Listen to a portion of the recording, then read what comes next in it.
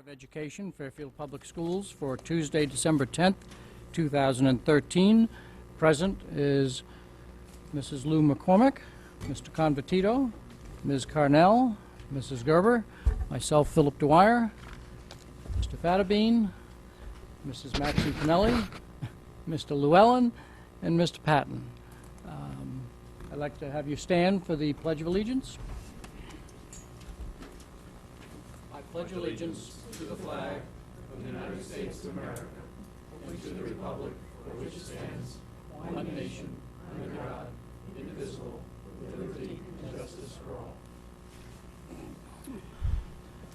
With, at the request of two high school principals, and with no objection from the board, I'd like to move the student reports up so that they don't have to sit through two presentations, if you will. And so with no objection, we have one school represented here. Maybe the second one will be here shortly, so feel free. Start away. Good evening. I know we were here recently, but there are a few upcoming events and accomplishments worth noting. Recently, our school was the top qualifier in Class LL for the Michaels Cup, an award recognizing athletic team success, but more importantly, recognizing off-the-field player integrity and character. We finished in second place overall in the state for the award. The award also recognized the coaches of our athletic teams. With the holiday break soon approaching, many of our winter sports are underway. Our basketball team is kicking off their season with a new head coach, John Daly. To continue with our winter sports preview, our gymnastics team came in third place in the FCX 2 years ago and had their best finish in school history in second place last year and have high hopes of winning the FCX championship this year. They are favorites to win and only lost one senior from last year. The captain of the team, my twin sister Annie Mader, assures me that they're going to have an excellent chance to win it all this season. Our school key club successfully completed their this past weekend their Operation Hope Drive, buying gifts for those in need during the holiday season. Also this past weekend, our school drama club presented their Shakespeare project, the Shakespeare Project. The play went excellent with and received great reviews. And lastly, quickly approaching is our annual candlelight presentation by our school music program. Every year, the performance is very unique and gets phenomenal reviews. Tickets are currently available on StubHub, but my sources indicate they're going very quickly, so I suggest buying a ticket to the concert. And thank you for your time, and happy holidays. Thank you very much. Do we have questions for our Ludlow representatives? Okay, you are welcome to stay and listen to as much as you can handle, or you are welcome to proceed to whatever else that you have scheduled tonight. Lieutenant Perez, did the chief walk out for a second? Before we start with the presentations, I just wanted to tell the community that the board did meet in executive session to continue its discussions on school security issues, a subject that we take very, very seriously, as does the first selectman, as does the entire police department.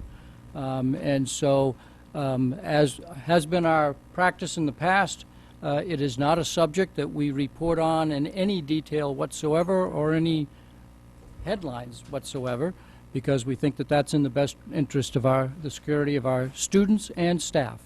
But I did want to take this opportunity to thank the chief for the work that he and his staff have done over the past year in both securing our students and staff, but also in making some recommendations on changes that should happen procedurally as well as in our facilities.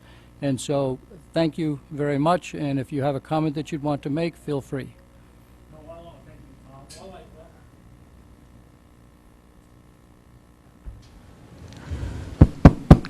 Okay, perfect. No, I just, obviously, thank you very much. I want to thank the Board of Ed and Dr. Teitel and his staff for working hand in hand jointly to improve the safety of the entire district. It is no secret that recently we've had some incidents in and around the school that we're actively and diligently working on, and we continue to do that. But above and beyond those specific incidents, we work daily to improve the safety of the children while they're at school and elsewhere. So I just want to thank the board for spending time with us and continue to work with us, as well as Dr. Title, to improve the safety. And I also want to thank the First Selectman for his support as we move forward with the common goal of just improving the safety in our schools. So thank you very, very much. Thank you. Okay. The first selectman, as well as all three selectmen, are ex officio members of the Board of Education. Mr. Tetro, the first selectman, participated in this meeting, and there is close coordination between the town officials, the school district officials, and the police department in addressing this issue. So I thank Mr. Tetro for working so closely with the school district. Okay. So we will go on to our official agenda, presentations, and the first one we have is presentation of the secondary business curriculum and textbook. And this is the first reading, if you will. Board members, feel free to ask questions at this time, but know that additional questions can also be asked when we address this for approval at our next regular meeting. And I'll invite Dr. Boyce to start us off. Thank you. Before the presentation, I would just like to give you a short overview of our curriculum presentation. You'll be looking at 18 curriculum documents for our business departments in our high schools, reviewing, and certainly we'll be glad to respond to any questions you have on those. Just as a reminder, these curriculum documents tell us what we want students to know or be able to do by the time they complete the course. They are based on standards, state and national business standards, as well as 21st century skills. We follow a very thorough process that actually started almost a year ago with our business teachers from both high schools reviewing the current curriculum, determining what changes, if any, need to be made, working on those in small groups, and actually rewriting and revising the curriculum documents. And they did that in the spring of last year and over the summer. And when they came back this fall, they shared their work with everyone in the department so that everyone had the opportunity to review their work and provide input. Following that, we had focus groups of parents meet to provide input, and we posted the curriculum documents on the website for anyone who wished to provide input to that could do so. And finally, there was a presentation to our Curriculum Coordinating Council about a month or so ago for their final review and approval. I especially want to thank the teachers in the business department who worked very hard and were very dedicated in undertaking this task, and I appreciate the time and commitment and professionalism they brought to it. So I would like to introduce Stephanie Cole, who is a business teacher at Fairfield Ludlow High School and also the liaison for our business department. And Ms. Cole, I assume you'll be going through a PowerPoint? Yep. And so if that's going to happen immediately, the four of us will vacate so that... Okay.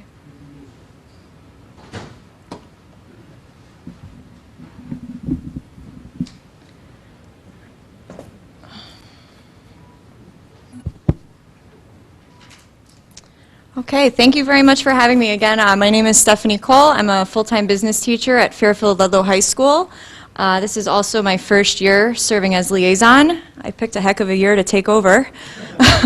But in all seriousness, I'm very, very proud of our department and what we do and what we've worked on over the last few years. So I'm very excited to share some of those great things with you.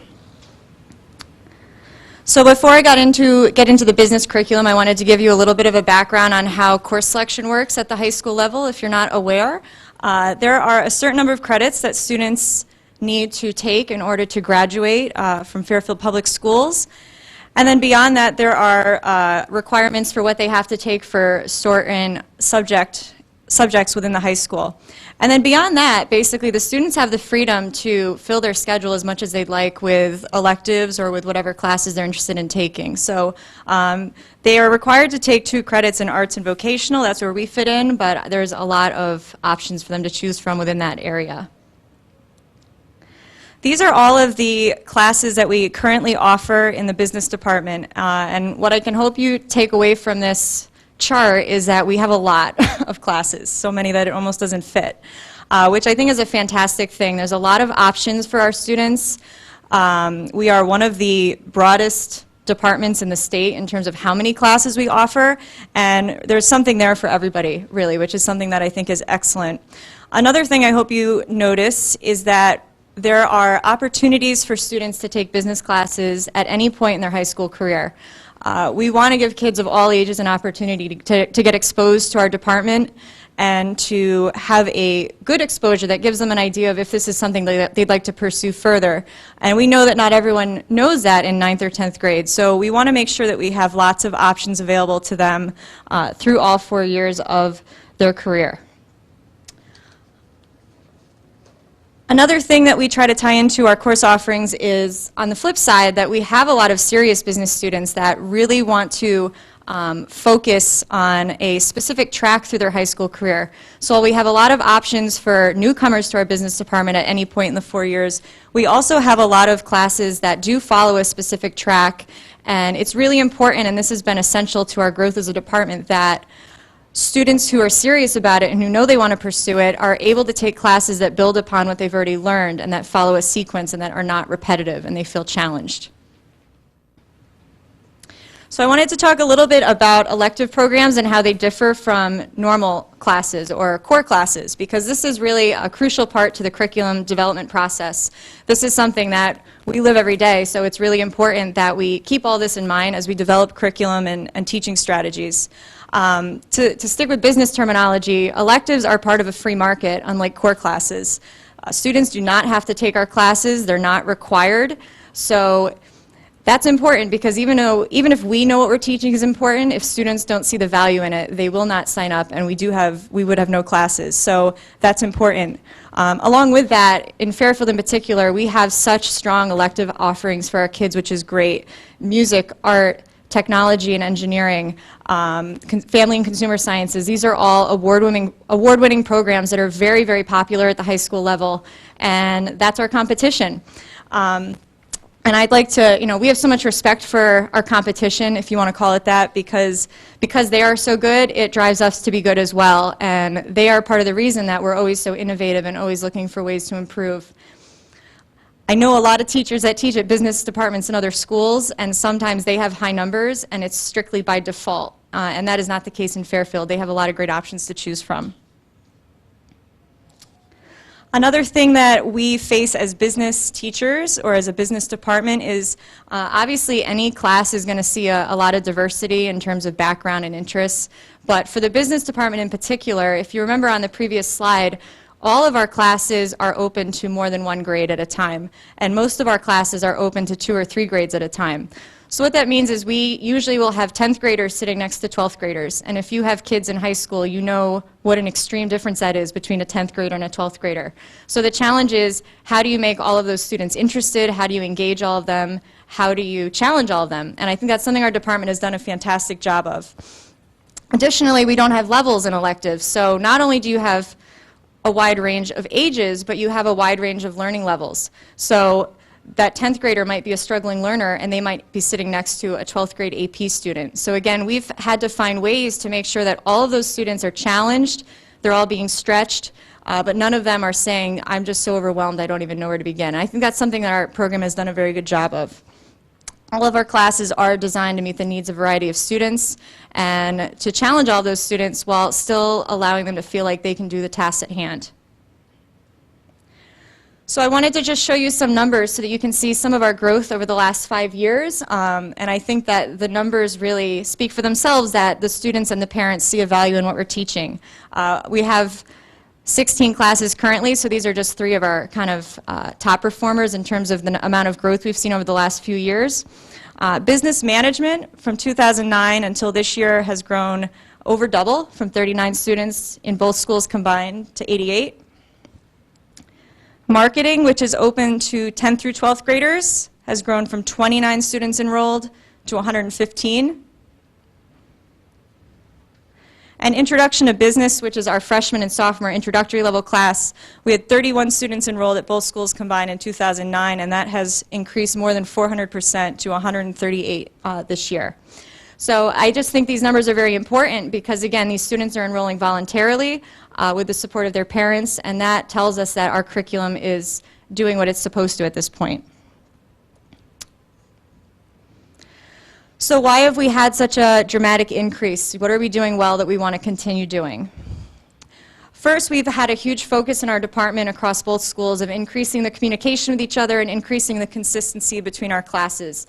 This has been really crucial to making sure that kids stay with our program for multiple years if they so want to.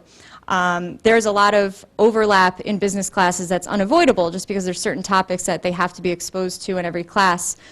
So what we've been focusing on is eliminating unnecessary overlap and making sure that any recurring topics that we're using consistent vernacular, that we're assessing them consistently whenever possible. And what this has done is led to a more consistent experience. And for students that stay with us through multiple years, it leads to an experience where they're able to actually build upon what they've already learned. Another huge focus for our department and a passion of ours is focusing on real-world skills, skills that these kids are going to use in college, in their careers, and in their current situations as well. And where we've been really successful is allowing students to apply the content that we're teaching them to their own ideas. And I think that is crucial to engaging students of all ages, engaging students of all learning abilities.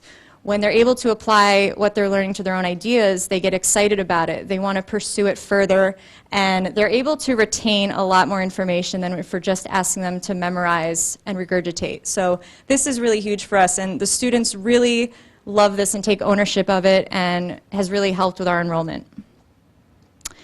And lastly, to tie in with using their own ideas and being project-oriented, we create a competitive atmosphere whenever possible.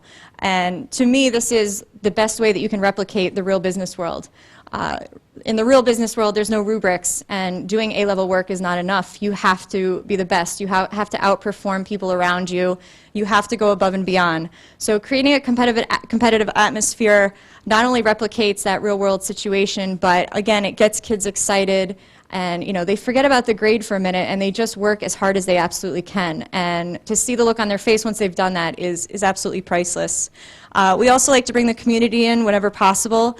I think it's great for the community to see what we're doing and for the students to meet business members around us, because I think that's a great learning experience.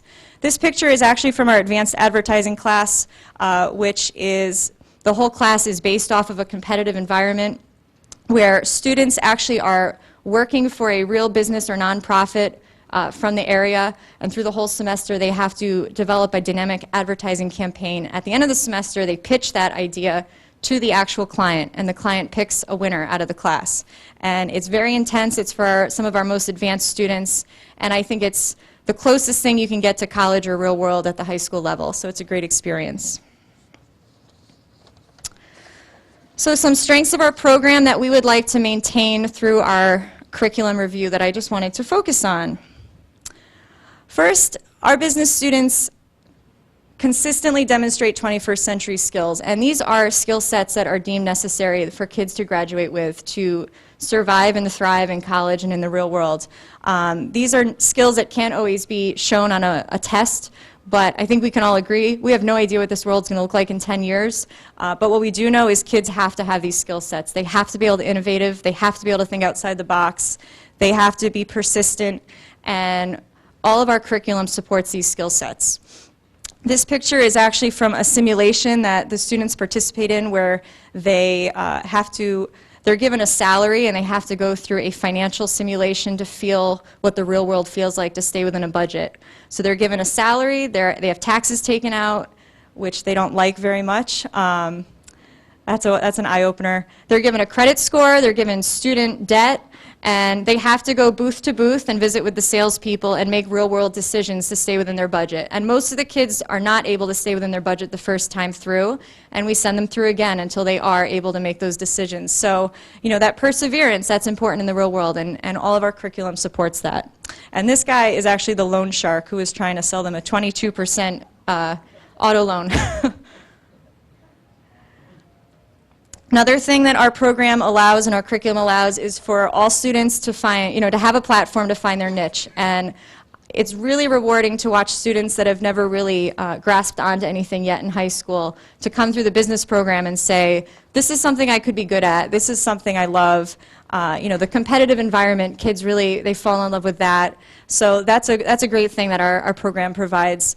This is a picture from a field trip that they take to the Bridgeport Bluefish, where they get to see the behind the scenes of a business sports league and what goes into that, which, again, just sparks a lot of interest amongst kids. Our program also provides an ability for the kids to kind of connect what they're learning in their core classes to how it applies in the real world. As adults, I'm sure we can all agree that there's a value in any class you take, even if it's content that you're never going to use again.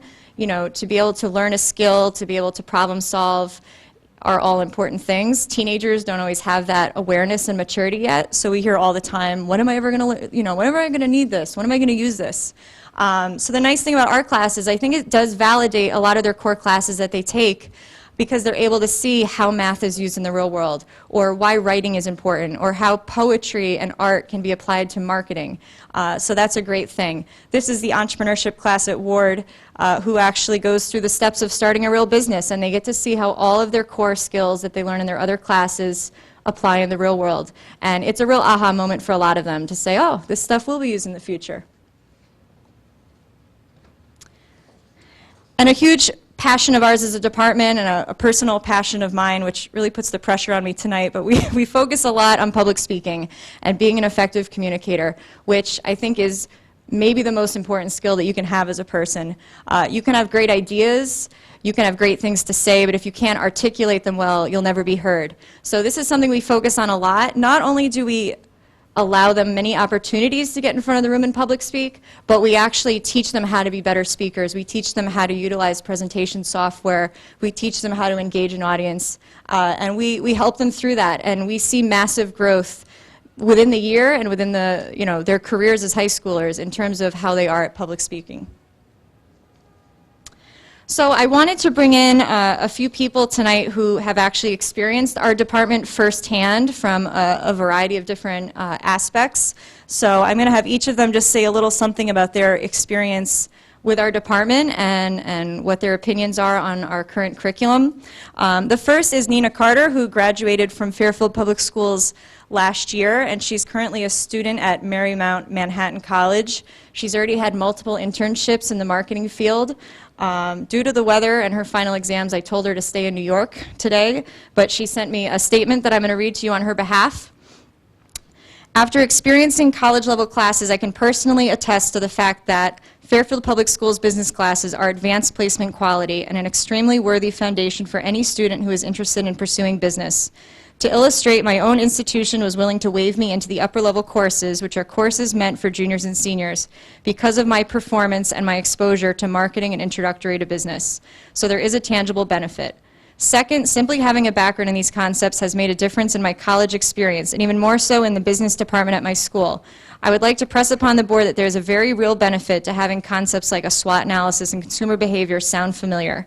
Having a foundation in concepts such as these allowed me to produce higher level work and more analytical work as just a freshman. I owe it all to my experience in Fairfield. The work that I was able to put out as what seemed like a newcomer was what helped me to win the Marymount Manhattan 2013 Business Scholarship and to be eligible for the Eisner Scholarship to study consumer behavior in India this summer. Lastly, I would like to stress the respect that I have for the business faculty. They have pointed me towards a level of critical thinking and attention to detail that has really made all the difference in my work. So that's a consistent message we get from graduates. They come back and they tell us, oh my gosh, we are the most experienced person in our class. Everybody's asking us for help. We recognize so many concepts. So I think we're doing a good job of preparing our students for that. Next, I'd like to bring up Mr. Rod Morton, who is a parent of a Ward student and owns his own creative firm, also a college professor, and he's been helping out a little bit. He was on our focus groups for this curriculum and has also been volunteering a little bit with our classes. Hi, thanks. Again, my name is Rod Morton. I run a creative firm called Rod Morton Creative. I do a lot of freelance for major agencies in New York and Connecticut. Before that, I was CEO of my own marketing firm down south, focused on business to business. And then before that, I was a college professor for about 5 years in two small schools down in North Carolina. And so that's the perspective of which I critiqued the curriculum. My suggestions, I think, by the way, my background applied to about half of the curriculum, not the entire curriculum, FYI. So my suggestions and comments were taken very seriously by Stephanie and group, and I think some of them were actually implemented, and which is nice. And the thing that, even looking at the presentation and working with Stephanie and others there, is that if you can, it's a curriculum that allows students to have some insight and to gain some passion about business in general, and giving them a spark. And if you do nothing more than that, from my perspective, it's been a success. And obviously, as you could tell, the curriculum has gone beyond the call of duty. So thanks for having me. Thanks. Next, I'll call up Mr. David Downey, who, this is a mistake actually on my part, he's an associate professor of politics at Fairfield U, and his wife is at Yale University. I was so impressed that I was distracted when making the PowerPoint. And Will, his son, has been through almost every class, if not every class in our curriculum through the last 4 years, so he'll talk to you on behalf of that. Thank you, everybody. I speak on behalf of myself and my wife, who's the Yale doctor. She sees patients and teaches doctors in graduate schools at Yale. Our son has taken pretty much every class in the curriculum. To put my brief remarks in context, I teach at Fairfield politics and environmental studies. Before that, I taught at Columbia for 14 years, commuting from Fairfield. I also helped with program review at Columbia and ran graduate and research programs. So I know nothing about business. And not a lot about high school education, but I do know a little bit about what it takes to prepare students for college and for graduate school. In my opinion, this program offers a rigorous applied education on important subjects. It demands that students utilize essential skills they're learning in other classes, math, science, public speaking, a variety of things, and apply them to real-world and current topics. Thus, the courses provide more than an introduction to key business and real-world situations, which would be enough, but they help integrate the issues across the curriculum in ways that we as parents have seen around the dinner table. The courses also, I think, give students greater confidence in engaging with professionals in the real world. At least that's been our experience with our son and with some of our son's friends who have taken some of Stephanie's classes. And finally, as Stephanie says, I think the classes really help students engage and take control of their own education, or take ownership of their education. And this is an example I'd like to give. Last spring, as Ms. Cole mentioned, the class engaged in an advertising competition in which the team of students engaged in developing a business plan for the High School Foundation, Scholarship Foundation of Fairfield. And each team prepared a business plan, PowerPoint presentation, a presentation board, which you saw, and creative copy and budgets and other things, and then gave a presentation to the, you got to see my lectures, they're worse, and then gave a 15-minute presentation to 4 members of the board. And that worked out so well, one of the board members was quoted in the paper as saying, it's hard to believe that these are high school students. And indeed, it got some of the students so engaged, including my son and Paul, who you saw in one of the pictures, that they were inquired about and were then voted onto the board of directors of the foundation.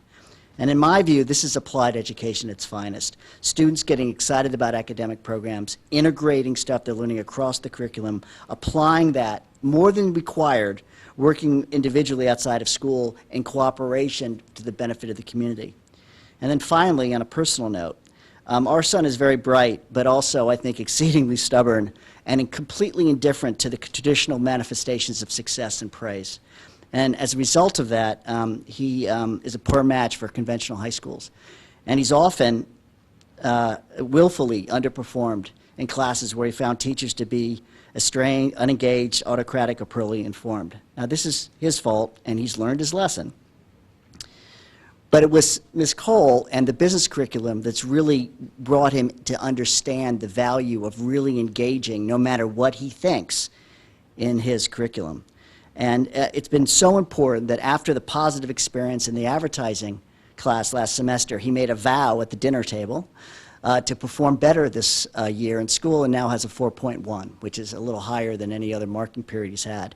And that's a direct result of seeing the value of education across the curriculum, as opposed to just learning because, you know, someone says you have to, learning because you learn to care. And that's a result, I think, of this applied curriculum, and frankly, your efforts. And we really, really want to thank you. And so in conclusion, as a Fairfield parent, as a teacher of graduate students and undergraduates, as a Fairfield taxpayer who won't have students in the Fairfield Public Schools after next year, my wife and I really, really value this curriculum and what it's done to our children and children of our friends. So thank you for listening. I'm sorry for messing up. It's okay.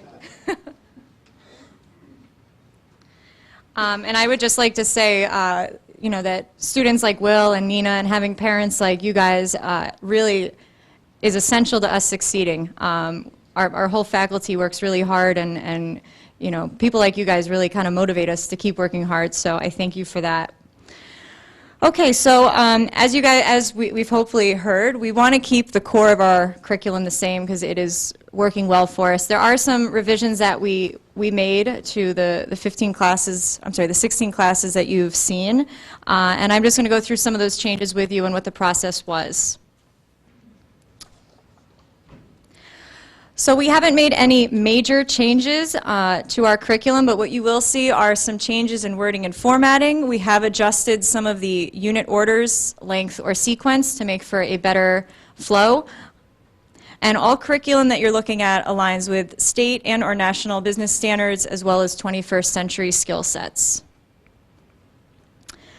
The process, which Ms. Boyce already spoke about, involved all teachers, gave all parents the opportunity, and now we stand here before you with the final presentation. So the first class I'll show you is Introduction to Business, which is our introductory level class, full year course for 9th and 10th graders. A lot of the changes that we made to this were based off of focus group suggestions, and we were actually very happy that a lot of the suggestions of things to add or to change were things that we already do, but they just weren't represented clearly in the curriculum document. So most of these changes are not really changing the class and how it's taught, but just making it clearer and more evident in the curriculum document that teachers and parents are looking at. So the first thing, we put a huge focus, like I already said, on business presentation skills, but we realized that wasn't actually identified in the curriculum document at all, so we added that standard, which is a 21st century skills standard, that this is actually going to be implemented throughout our year-long curriculum. Another adjustment we made, we already taught this, but we were, you know, the suggestion was to put more of an emphasis on finance in the class, especially when it comes to starting a business. So in our owning and operating a business unit, we did add that to the curriculum document so it was more evident that we're teaching that.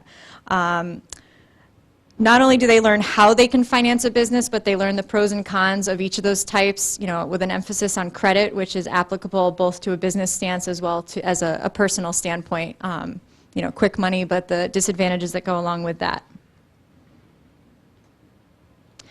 We also were asked to make it clear and not to glorify entrepreneurship. You know, we spend a lot of time talking about how great entrepreneurship is, and there's a lot of great TV shows out that kind of glorify it. The kids love Shark Tank. But it's really important, which we already do this, but to emphasize that it's not all glory, it's not overnight. You don't get to show up at work at noon in your pajamas. You know, there is a lot of work that goes into being an entrepreneur, and it's definitely not for everybody. And you may go years and years without a paycheck. So we made that more evident in the curriculum, that we do focus on all the downsides, and we prepare the kids for how hard they're going to have to work. And this is where public speakers really help to validate those points that we're making. This is Unit 4, which is marketing, but still in the Introduction to Business class. We were also asked to make it more evident that we focus on market segmentation, which is just you know, your potential market, making sure that you group it into small groups of people that have things in common with each other. So we made that more evident within the curriculum document, how you segment a market, the different ways you can, and how that can be used in your advertising strategies. So now I'm going to move on to marketing class, which is another full-year course that falls after Introduction to Business. This is open to 10th through 12th graders as well. And in this class, we made some adjustments to the units as well as the pacing for a better flow of the curriculum. Originally, we had 9 weeks designated to personal selling, which when we spoke as a department, we all agreed that that's a skill set that we teach throughout the year. It's impossible to not talk about selling when you're talking about marketing, because all of marketing is really selling your ideas and public speaking and making sure that you know your audience. So instead of devoting 9 weeks to it alone, we decided to embed those skill sets throughout the course, which really makes more sense because that way they get to actually use it throughout the year. So we removed that full unit on personal selling, embedded those skills throughout the course, and what that made room for was a unit on promotion, which before had been grouped under advertising.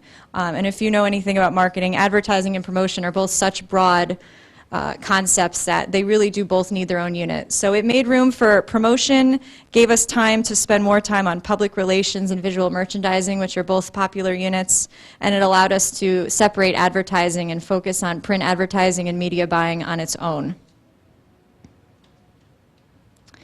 Another adjustment we made was we expanded the last unit a few more weeks. By expanding this unit and introducing our last few concepts all together, we're able to do a more realistic model that's closely aligned with what the top business schools and master's programs are doing. I actually was getting my MBA at Sacred Heart, and this is exactly what they do there, and they do it at a lot of MBA programs through the country, where they bring you through the new product development process, and you have to go through every stage of launching a new product for an existing brand, and then you have to pitch it, of course, at the end and do that public speaking. So by giving us more time, we're able to do more of a capstone style presentation that really brings all the stuff that they've been learning throughout the year together into one final product and one final presentation. Next class we made some adjustments to was accounting, and we basically just made some changes to the pacing and the time frame. Based on some parent feedback from our focus groups, some great points were made that accounting has a lot of different types of careers that you can go into, and it's important we expose the kids to all of those. So we stretched out our introductory unit, which is on accounting professions, from 1.5 weeks to 4.5 weeks, which makes sure that we focus on all types of accounting jobs that are out there for students. With that, we shortened our last unit on payroll and personal taxes, which quite honestly is one of the drier units. It's not a favorite amongst the kids, although we feel obligated to cover that in an accounting class. We felt that we could shorten that because covering careers would probably be something that they would connect with more at the high school level. No offense to any accountants here. We're also proposing 2 new classes because we don't think 16 is enough. 2 classes are both based on finance, and I think we can all agree that there's a huge need for this in our country. The first class is financial literacy, which would be for 10th, 11th, and 12th graders. This would be more of an introductory course to cover the basics of finance and keeping a budget.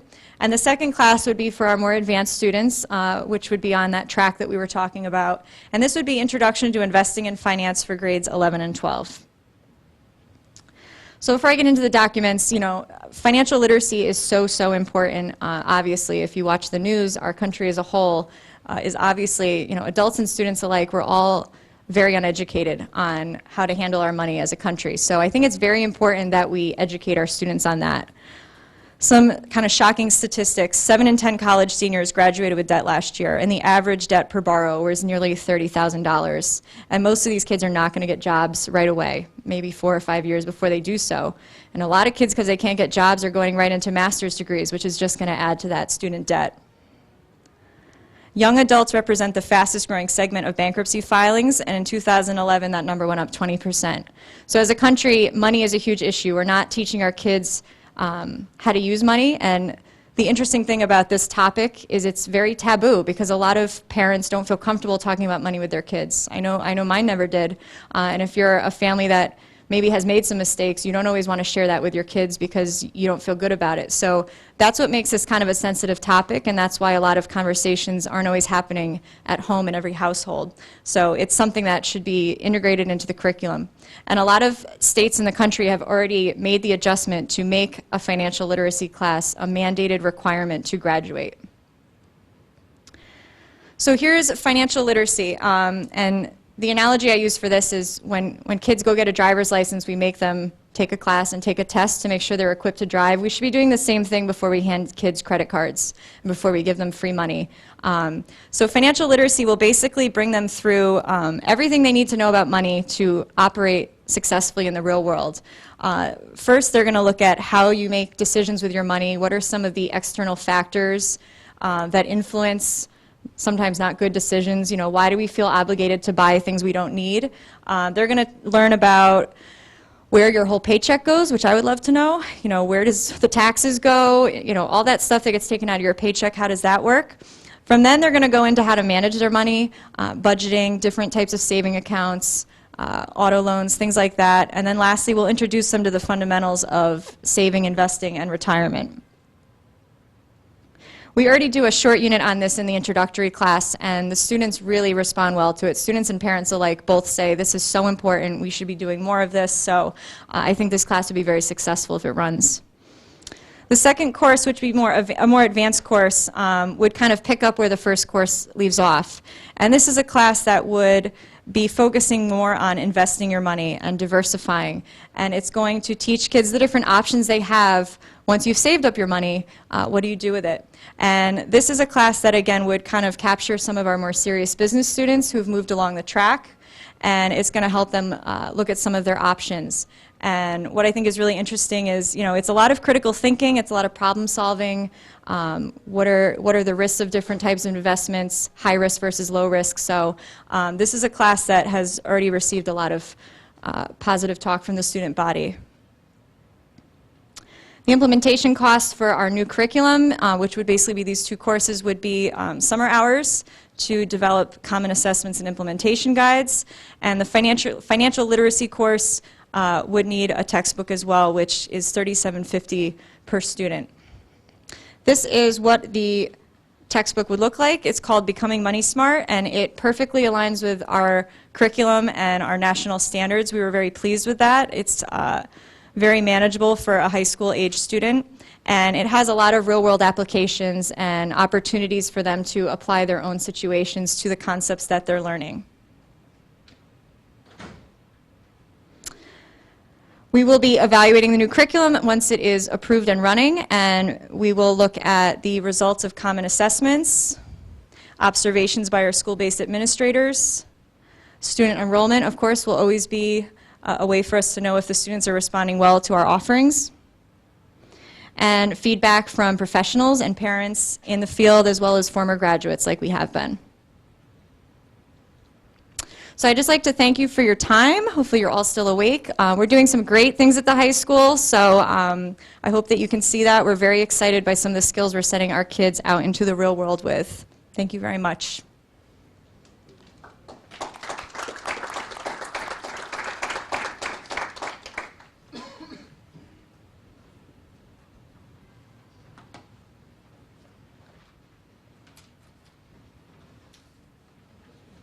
Dr. Boyce, do you have any final, we have, is this working?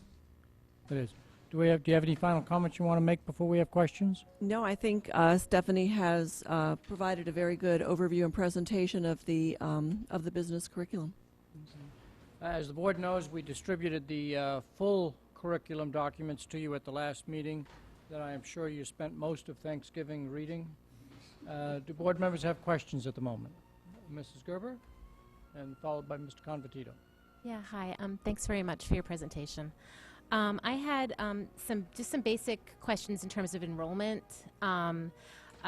Just, you know, are they pretty much the same at both high schools? Is it more one at the other? And just kind of the general class sizes, you know, how much it varies from one class to another? Is there a range? What if you don't have enough students for a class? Is there a minimum? What's the maximum? That type of thing? The enrollment, can you hear me okay? Yeah. It's not exactly the same at both high schools, and it fluctuates year to year, of course, but it was pretty consistent when I was putting together the data in terms of the growth between the two schools, especially for those 3 classes I pulled up on the board.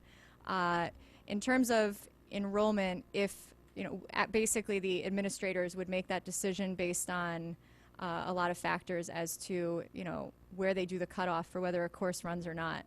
And I don't believe that's the same year to year. I think it depends on a lot of situations, like other classes enrollment, but they look at the big picture and make decisions on that. Okay, and I guess just to kind of go along on that same, the whole idea of the enrollment, how often do you reassess, you know, the popularity of a course to see, well, this one is picking up? I know you had that one chart showing how the enrollment's increased for some of those classes, but do you do that on a yearly basis? Do you, do you cut back sometimes? How often do you drop things? Just how does that whole work just with the, because there's so many courses and just Right. kind of keeping on top of all those?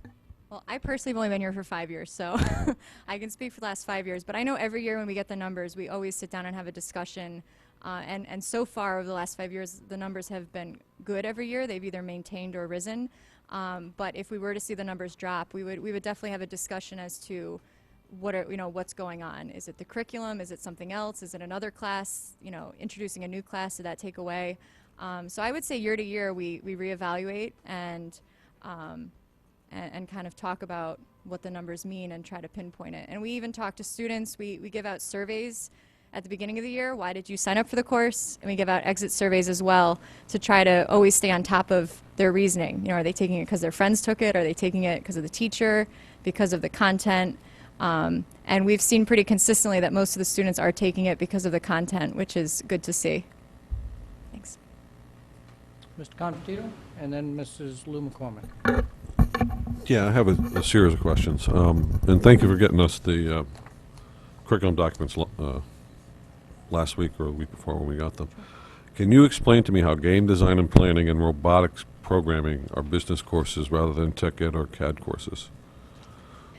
If you don't mind, I'm going to bring up the, I have two subject-specific teachers here to help me with the areas that are not my strength. Please come up to the microphone.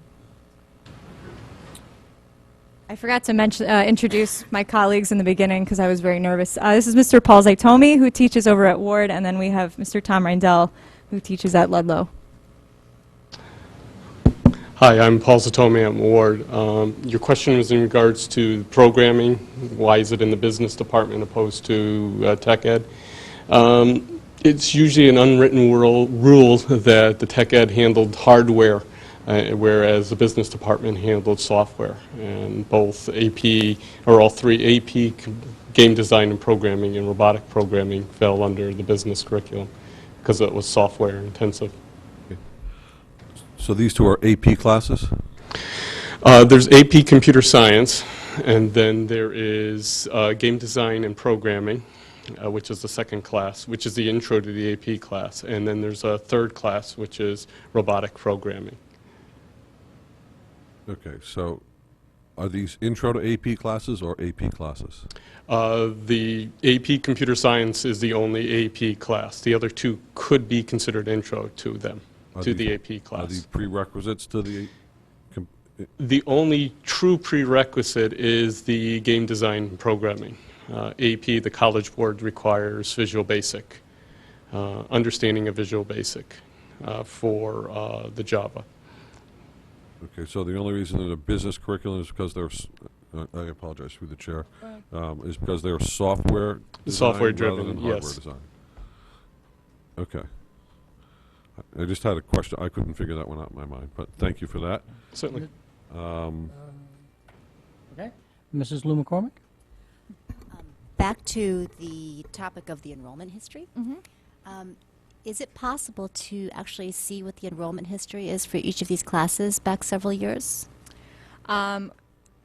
Yes, we had some difficulty with the integration of Infinite Campus of pulling all that data, and I don't know if we can go back further than 5 years because I only asked for 5 years, but yeah, we can see the enrollment per school, the number requested and the number granted. That would be great just to Sure. see. Yeah, thank you. Questions on this side of the table? Mr. Patton? With regards to the textbook for the new finance classes, is it more of an introductory college textbook or more of a layman's how-to guide? In your I would opinion? say it's more of a what you need to survive in the real world when you graduate.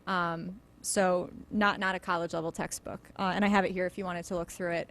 But it's really, as if like what you need to know the day that your parents kick you out of your house to function. which, you know, and then if kids want to pursue it further and go into the more in-depth investing options, we've got those other classes for it. The Intro to Investing in Finance would be more of a college level preparatory class. Okay. Thanks. Mrs. Maxon Connelly? Okay, and if I ask anything that you're not ready for now, I can write it up and send it over to you for the next meeting, because I have a few things to throw at you. And I apologize that there is no specific order.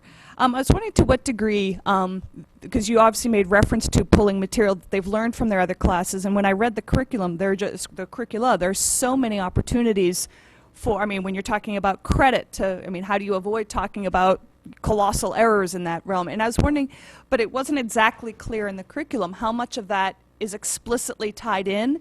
Is it based on who's teaching it, if they choose to tie that in, or to what extent is that done? You mean the content that's taught in core classes? Correct. Okay.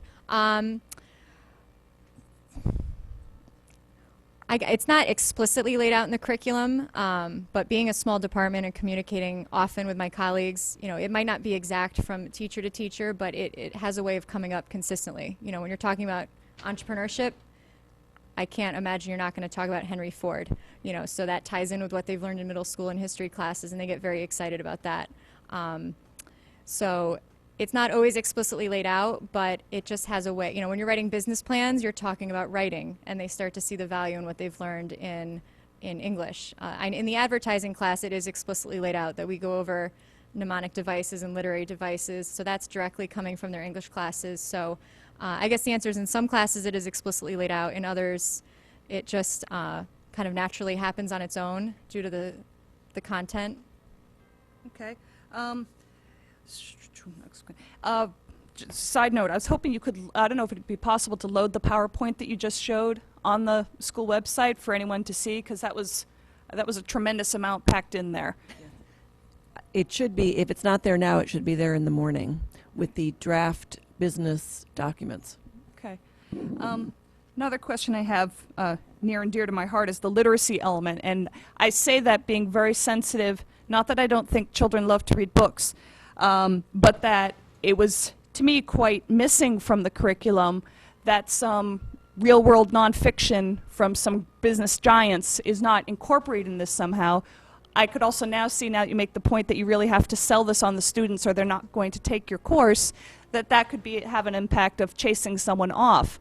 But I was curious, is it, whether it's excerpts or others, I just think of some of the business giants who have written books that students do actually enjoy reading, and yet it wasn't incorporated in there. Is there any of that?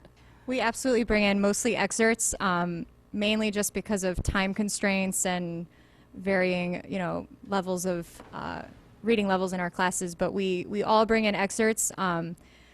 The reason we don't explicitly put that in the curriculum is because our content changes so fast that literally an article that I use this year is probably not going to be relevant in 2 or 3 years. Not always, but sometimes.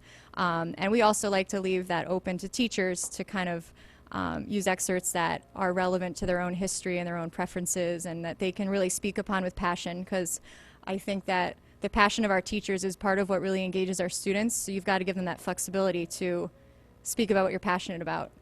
But we all read up on current events. We all subscribe to newsletters. I read Advertising Age Daily, and I sometimes will bring in an article that came out that morning. So the kids appreciate that, but by not explicitly laying that out in the curriculum, it gives us more flexibility.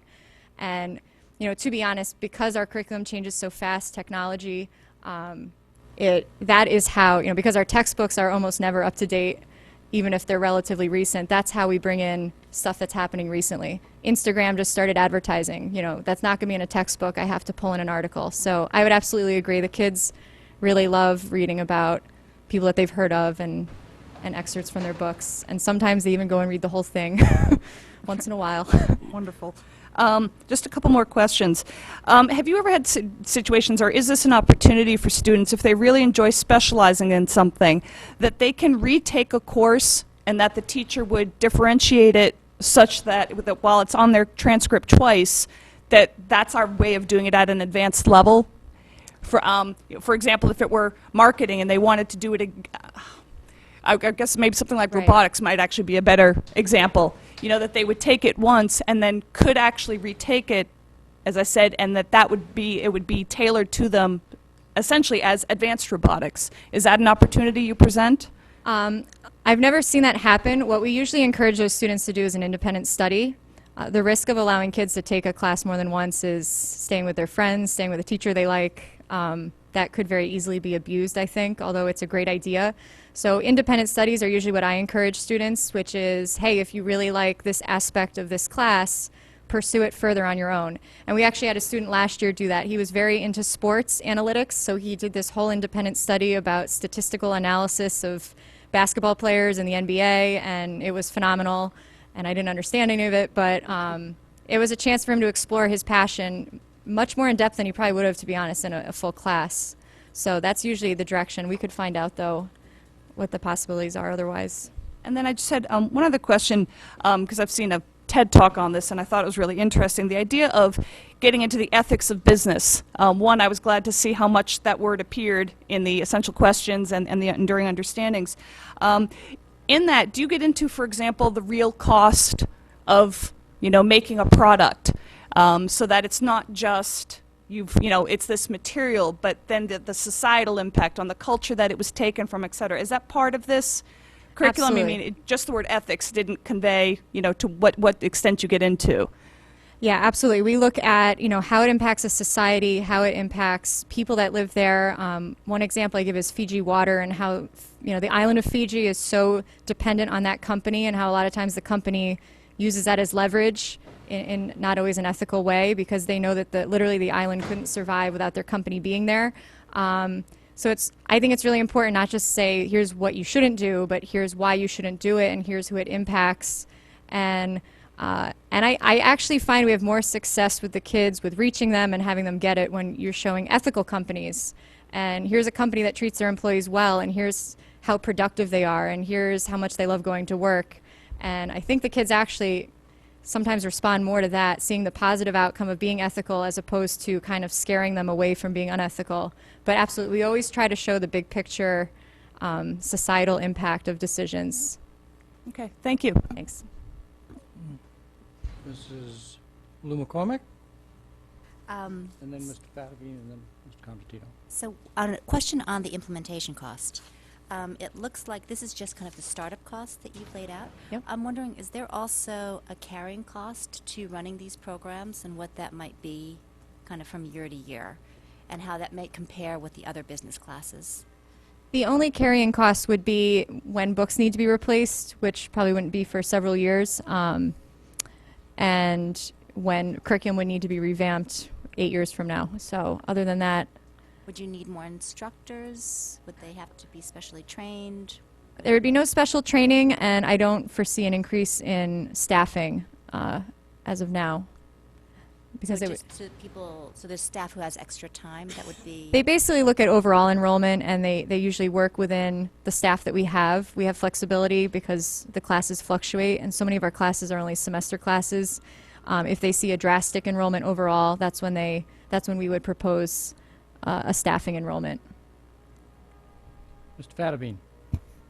First, I wanted to actually thank you for the very clear presentation of this comprehensive curriculum. Thank you. But I do have a couple questions. One of them is you have a large number of classes or courses. And is it my understanding correct in that all the courses aren't necessarily offered every year? That they may be some years when some aren't offered and some years when they are offered? Yeah, that would come down to enrollment, and again, it's all kind of based on the other classes as well. I don't think we have a clear cutoff as to what's the number where a class runs versus doesn't. Most of our classes, if I'm going off of memory, I can't think of a year where more than one class to two classes at the most didn't run.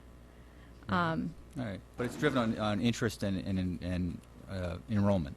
Yes. Would drive whether or not the class is offered that year or not. Yes. But it could be if there's sufficient interest. Yes. There's no real schedule. All right. The other question is you identified 2 new classes.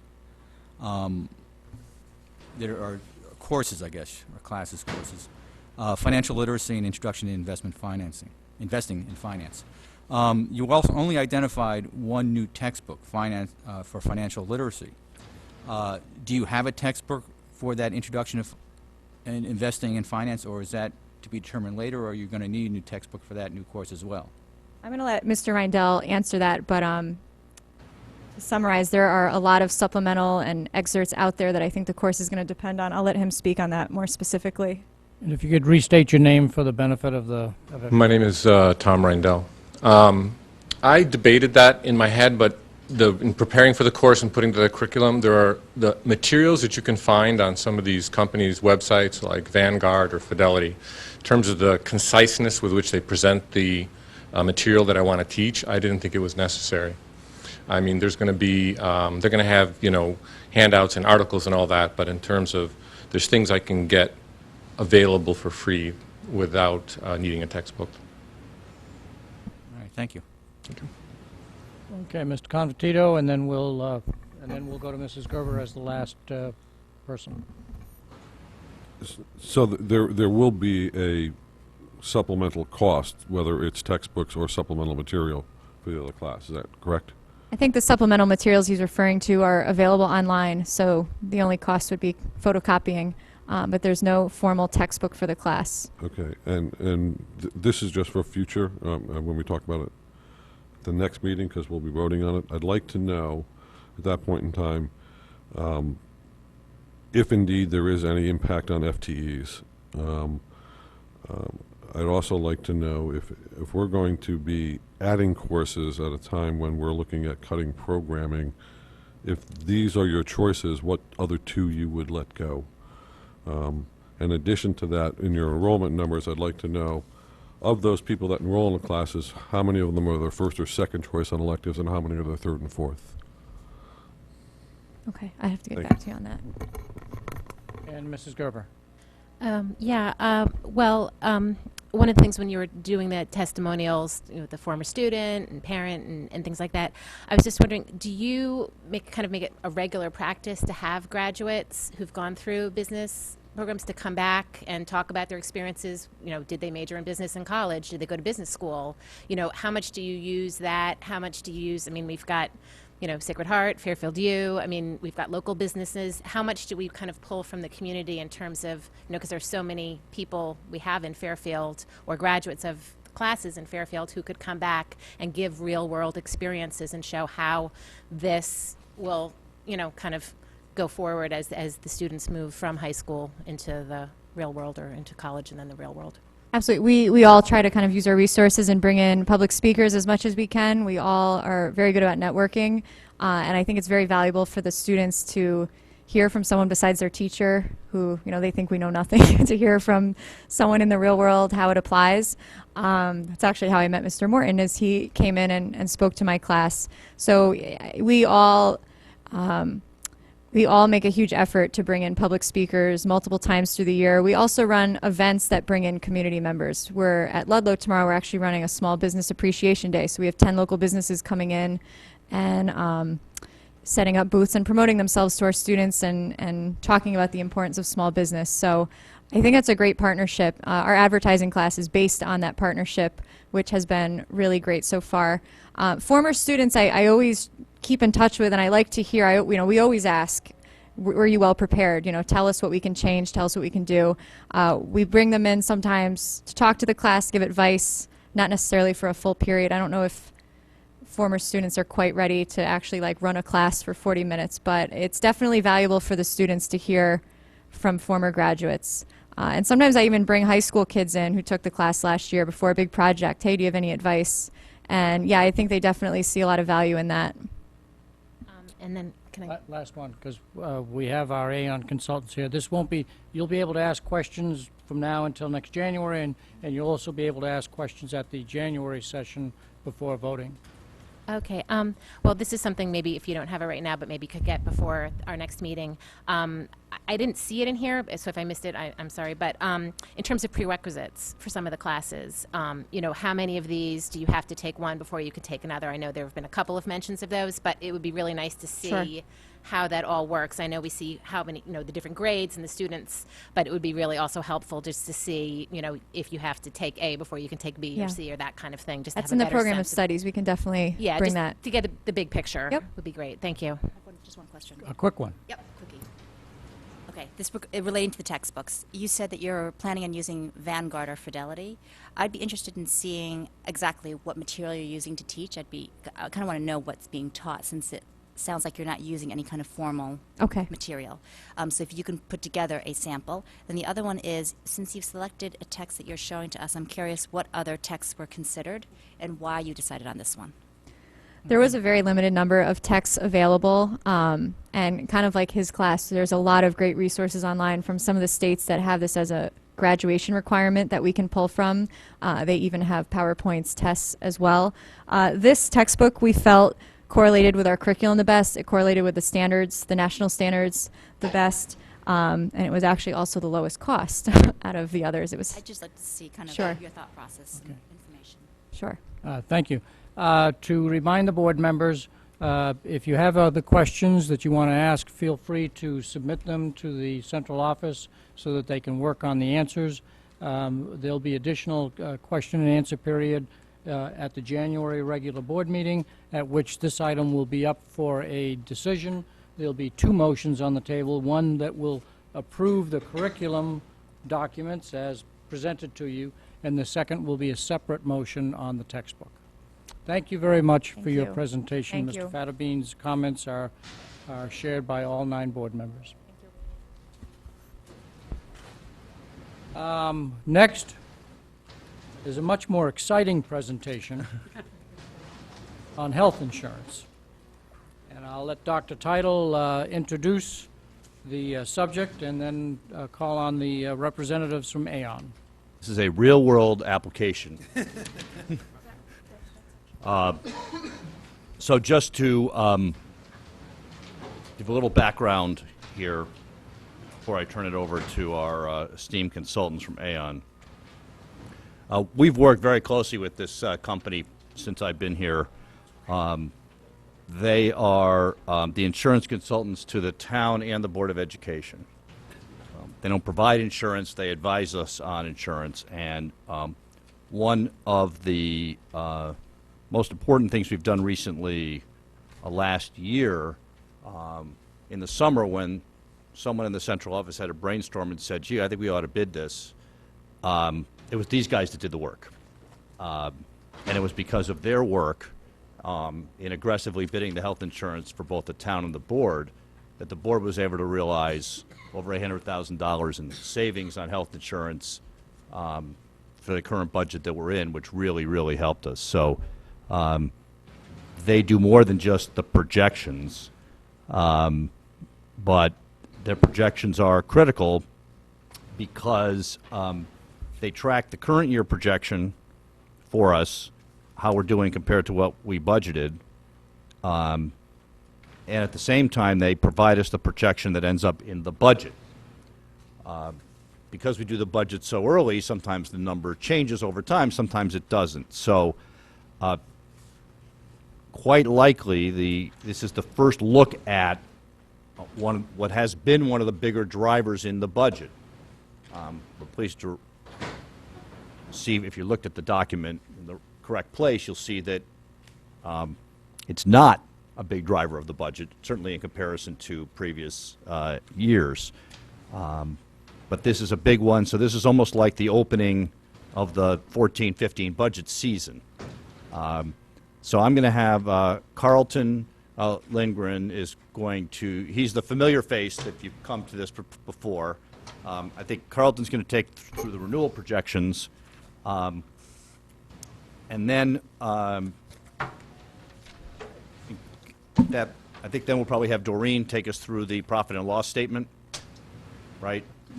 And then I think Eric will do the Affordable Care Act, because the first two are tied together.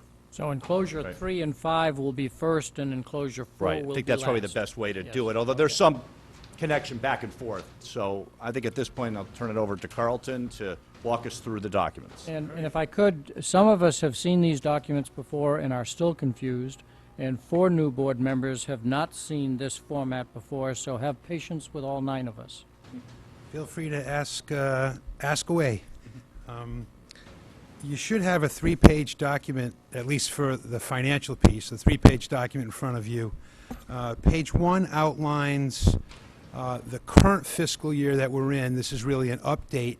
At the same time, last year, we would have been in the process of setting the 13-14 budget. And when that number is actually finalized, we've had 6 or 7 months of claim information since then. And this page provides an update, basically how are we doing with our projection from last year. Page 2 is the first shot at the preliminary budget for fiscal 14-15. And the third page, since in this venue we tend to get a lot of questions surrounding trend, what is trend, how is it calculated, and so forth. So I felt it would be a good idea this year to put a document in here that actually shows the development of what trend is and how we calculate it. Okay, so given that it's a financially driven document, I will go through the calculation on the first page of the medical calculations. The mathematics is the same for the prescription drug and the dental.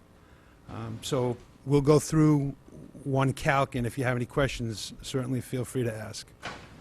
Line 1 is the experience period paid claims. That is, given the size of your group, we look at the latest 12 months of paid claims as a basis for what we're going to project forward, both for the end of this fiscal year and for the 14-15 fiscal year as well. So that number is $18,434,000. Those are medical paid claims over the last 12 months. And those are gross paid claims. As we've spoken about through the years, you also purchase stop-loss insurance. That is protection against large claims in any 12-month period. So these claims, these $18,434,000, include claims that are in excess of the individual stop-loss limit that are not your responsibility to pay. When you buy that protection, anything over that certain individual stop-loss limit is now the responsibility of the stop-loss vendor. And What's the stop-loss, mail at desk? What is stop-loss? What is the stop-loss? Oh, $300,000. So during that... I'm sorry, Is that it's per per incident? individual, correct? per member. Per member. Per member, thank you. Per member during that fiscal 12-month window. So during the experience period that we're using, there were $688,000 of claims that were in excess of the $300,000 individual stop-loss limit. So those claims get taken out because they're not the responsibility of the Board of Education to pay. So that number gets reduced by the 688 to 17,746,000. We then have to take those claims and project them forward to the period that we're trying to project for. And in this case, it's fiscal 13. So from the midpoint of the experience period to the midpoint of the fiscal year, in this case is 8 months. So at an annual trend rate of 9.2, and if you think a trend, just in layman's terms, think of it as medical inflation, claims would increase at 9.2% a year just because of medical inflation. So because we're not doing it over a full 12-month period, we're only going to inflate those claims over an 8-month period, the inflation factor is 1.06. So we're going to increase the claims by 6%. So we bump those up to 18,818,000, divided by the head counts that developed those claims of 1,382. Then that gives you a per capita number, and then you multiply that per capita number by the latest month of head counts, which is the best projection of what we can assume would be the head counts going forward. That gives you 18,523,000. The administrative charges of $716,000. That's, as Dr. Title spoke to earlier, when we marketed the medical coverage, we had a 5-year rate guarantee. So these rates on a per capita basis don't change for 5 years. So that's $716,000. The next two components are fees associated with the Affordable Care Act.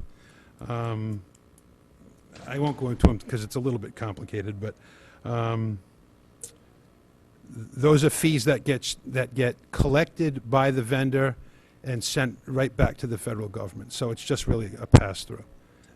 The stop-loss charge is $414,000 for a total of $19,767,000. The number we set for this budget last year at this time, for the 13-14 budget, was $20,245,000. So we're ahead of budget on the medical coverage by $478,000. If you take that across, right across to the prescription, we're behind on the prescription projection by $83,000 and ahead on the dental by $119,000. All told, we're $513,000 ahead of budget, or better than budget, or 1.9%. Good news. So the experience has been basically a little bit better than what we expected it to be. Okay? Now, so before we leave page 1. Yes. Questions that the board might have. Mr. Convertito. CVS Caremark prescription drug under active, plus 132,210. Is that because of the new plans, or is that just because of increased usage? I'm sorry, what number are we looking at? I'm looking at the 132,210 under active employees, under the prescription drug, the differential, the increase. It's a net of 83, but for the actives, it's an increase of 132. Is that being driven by the difference in plan or by increased activity? No, that's driven by activity. Yep. We know what the plan designs are ahead of time when we make our projections. So that's a function of claim experience itself. Okay, given that our projection for 13-14 was 26, well, let me just, are you going to make a recommendation for next year? Is that what the next page is? Yeah, That's what the next second page is. Okay. Other questions on the first page? Mr. Llewellyn, followed by Mr. Fattabine. So if we were to look at the incidence rate for the first quarter, where are we on the first quarter vis-a-vis the budget? And what's the seasonality quarter over quarter? We don't typically look at quarterly projections. No, quarterly actual, sorry. Yeah, we don't even look at typically quarterly actuals because the sample size in terms of laws of large numbers and so forth, the sample size is so small that, I mean, I certainly could look at the numbers and tell you what it is, but it's not a good indication of what's going to happen going forward. I'd be interested in seeing that and then understanding what the seasonality is. In order to get behind, whether projections. There is no traditional. There's seasonality, but we always take seasonality into account because the experience period that we use is a full 12 months. So, for instance, we know that because the Board of Ed is occupied by a large number of teachers, we expect to see a higher volume of claims in the months of July, August, and September because stuff gets done over the summer. But because we use a 12-month experience period, that always gets taken into consideration when we project forward. And then do the experiences, do we have a breakdown of kind of where they fall out in terms of usage categories? Utilization? Correct. Yeah, we do that every year. We will come down and sit with the board and go through the utilization to see if there's increases or decrease in, inpatient stays, length of stays, and so forth. Yeah, we go through all that. Okay, and we go through that before we vote on this? Mm. Sorry, I didn't No. catch the question. Do we? Oh, this is just. He does it internally with us in the central office. It's a large document about the utilization. It's not something we've shared publicly with the board. Yeah, When you said the board, you meant central office. That's what he meant. Yeah. Okay. We have it. It's. Yeah, I mean, utilization is pretty typically, we look at utilization to see if there's anything we can do in the plan designs to try to control costs better. I mean, it's not we don't control whether somebody goes to the hospital or not, or whether the Correct. inpatient stays are up or down. And it's really irrelevant to our budget projections going forward. The claim experience from that last 12 months that we use is a function of all of that utilization. Correct. So unless we knew of some upcoming change in utilization, we would factor that into our projections. But typically, you know, you don't know that. Okay. I mean, that's something I wouldn't mind looking at, Dr. Title. Is that something I can see? Okay, thank you. Mr. Fattabine. I just, a few basic questions to make sure I understand this document correctly. Sure. Again. I ask only basic questions. Line 14, the stop-loss expense, Right. about $414,000. My understanding, that's the premium that we pay for that insurance, in essence. Correct. Right. So in this particular instance, line 2 represents the payout on that insurance by the insurer, which was $688,000 approximately. So we made money that year, in essence. Is that accurate? In other words, our insurance paid off. We got more benefit than we paid in premium. It's mostly accurate. The 688 is the number over the last 12 months. So it's the 414 is the fiscal charge for 13-14. The 688 are claims between November of 2012 through October of 13. No, So it's a different time period. different time period as well as a different, just a different You 12-month period. you won't actually know whether you made out or not until you know what the claims in excess of the ISL are from 7 of 13 to 7 of 14. It's a different 12-month period, Correct. but it's still a 12-month period. Correct. All right. So far it looks good. How's that? The next question is items 12 and 13 that are related to the Affordable Care Act. Those are new items that were not paid previously, is that right? So that's an additional expense incurred in this fiscal year that didn't occur last fiscal year. Is that They were accurate? budgeted for in the last budget, Right, in but the, right. in the 13-14 budget, but they were not part of the 12-13 budget. Right. So they're new expenses to this budget, Correct. the current budget. Yeah, one of them's only 6 months. The transitional reinsurance fee was effective on January of 2014. So in this year, you're only seeing 6 months of that charge. In fiscal 14-15, you'll see the full 12-month number. Now, is that fee going to be an annual fee on future budgets? In other words, it's going to continue annually, this is a one-time payment? Do we know? As of today? Well, that's all we know is as of today. Tomorrow, I don't know what's going to bring, but... Yeah, one of them continues, and one of them theoretically sunsets. The rate actually goes down and then goes away. All right. Which one? The transitional reinsurance fee will go down and then away. Theoretically. As it stands today. We don't know what's going to happen. Well, yeah. All right. All right, thank you. I think that's it for now. Ms. Carnell? Thank you. As Mr. Dwyer said, sorry. As Mr. Dwyer said, there's some new board members, I being one of those. If we can just go to line 1, I'll make it easy. Okay. And take the first box of active 16 million plus. Yeah. Would you explain that number? Yeah, sure. Because I've read through this whole thing, and that would just be helpful. Sure. So, an active Board of Ed member goes to the doctor in, if you look down the footnote for number 1, it's actually the footnote for number 2, sorry. Based on claims from November of 2012 through October of 13.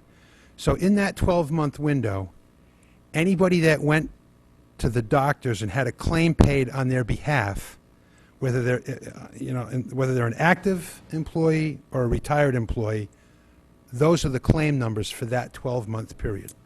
Okay. Okay. Which is what I thought. So then, just to continue on understanding it, what we pay for insurance is based on how high the claims are year after year? Is this why you look forward and Right, say because- our projections are? Right, because there's 2 different types of funding arrangements that insurance companies employ. Self-funding, which is what the Board of Ed is means that they pay the claims as they arise, and all the insurance carrier does is process those claims, and you pay an administrative charge to process those claims. A fully insured arrangement would mean that they charge you a full premium, you pay the premium, and then from the premium that the insurance company collects, they have to pay out the claims. And if there's premium paid and claims come in higher than what the premium is, you only owe the premium.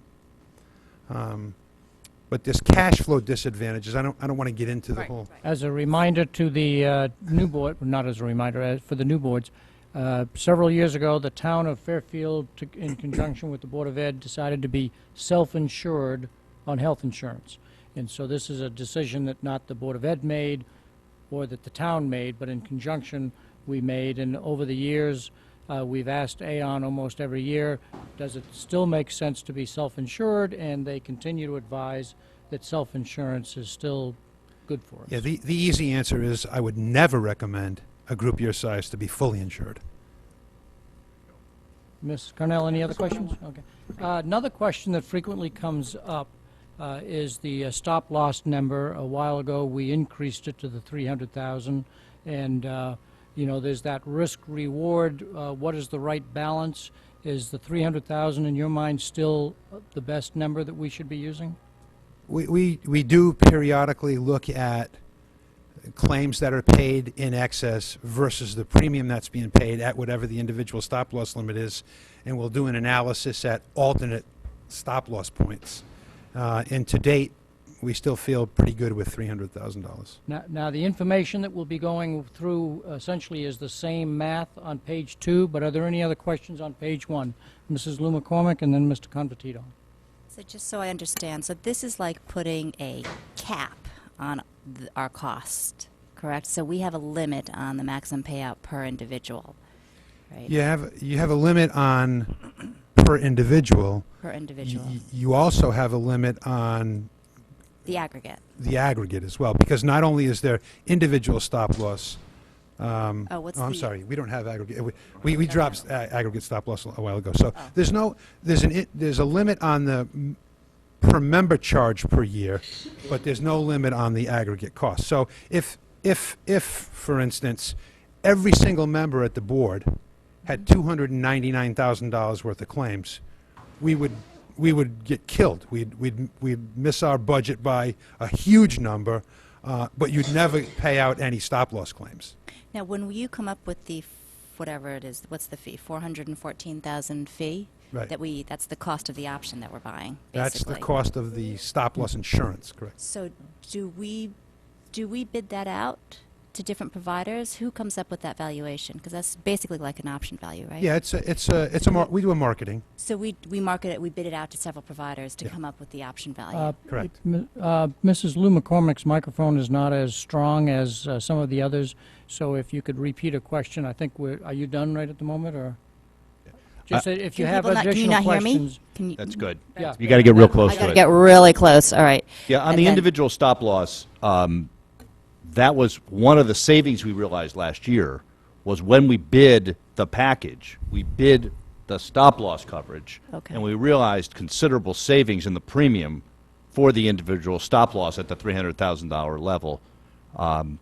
So that was bid just a year ago. And out of curiosity, do they ever do minimums, like floors for minimum payouts? Because I know just in the rest of option land, sometimes they'll do caps and floors to offset the cost. So instead of doing a fixed cost, you are within a range.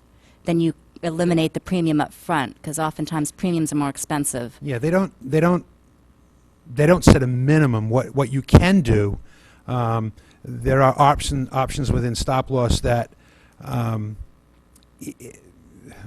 claim that would go over a particular individual stop loss limit can then be split 80-20.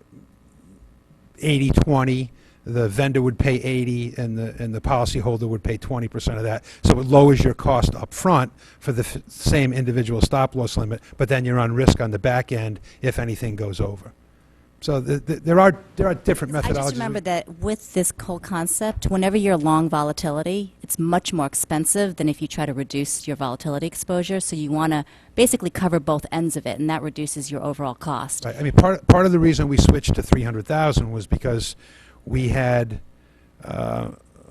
multiple good high claim years, and by good high claim years, I mean virtually no claims that it even exceeded the $150,000 stop loss limit. So we felt it wise to keep the money in your pocket and take the risk on the upside that if there was a large claim, the money that you'd save by changing the individual stop loss limit from 150 to 300 was more than what the risk was paying out the difference between the 150 and 300 should somebody hit that.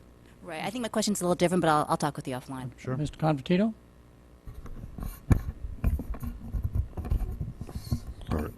I just want one clarification. You say on a stop loss it's 300,000 per member, and I'm just going to give you an example. I work for the school district. My wife works for the school district, but she's on my insurance. Is that one member or is that two?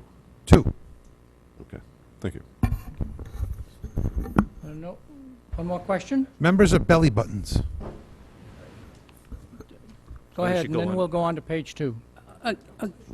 Again, walking into the middle of this, in these numbers, what are people contributing versus what are we paying for the whole population that's being covered under here? Premiums versus, and who's covering all the premiums on this? The contribution rate by our employees is based on 7 different union contracts, and so the answer is different depending on the contract. Right.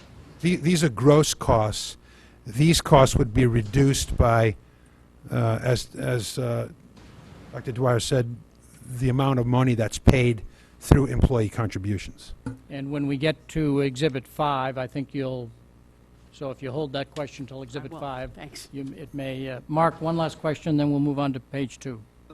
Just quickly, maybe to Dr. Title, how we rebid on the contracts last year, and so now we have this $300,000 stop loss.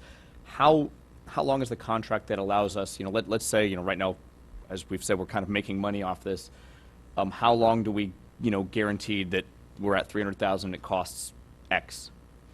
Well, let me, first of all, I'm going to ask Carlton to answer that question about stop loss, but we've been at $300,000 stop loss for 3 years now. That's not new this year. So the 300,000, we made that change the first budget that I was here in conjunction with Aon because it saved us a lot of money. So the question, though, about the premium for the stop loss, what's the premium to pay for that stop loss protection changes every year. Okay. Goes up every year. Depending on experience and whatnot, or it just goes up?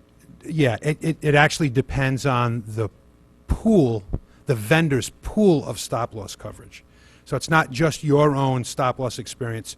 You get lumped in with, in this case, Cigna's entire block of business stop loss. So You'll see it on the next page. there's less, because it's large claims, there's a lot of volatility in large claims in a small group. They lump it all together, and it does this, reduces the volatility significantly. So, in your experience, with at this $300,000 level, from again to use, 3 to 4 years back, has it just consistently gone up, or does it vary up and down depending on? All stop loss consistently goes up. Okay. The concept of leveraging, if you're familiar with it. Leverage trend is probably closer to 20% versus 9% annually for regular medical insurance.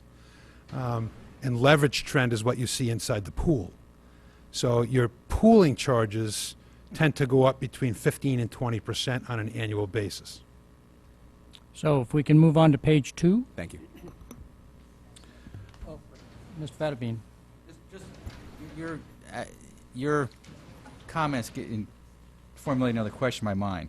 I understand the concept of a larger pool of risk, but in that larger pool of risk in determining a premium, they use a large pool of risk to set the premiums in general, but would they also use as part of the criteria the insurer's last or previous experience. So you would be then in a different scale of premium if your past experience is particularly high in general, even though you're in a bigger pool.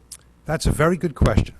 I'm glad I work. The smile on your face suggests he's not going to like the answer. You're probably not going to like the answer. I worked for an insurance company for 17 years, and by the letter of the law, your own experience is not supposed to matter in determining pooled premium.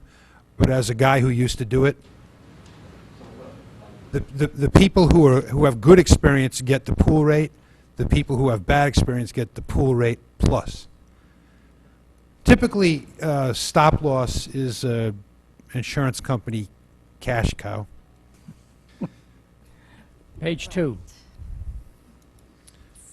Page 2.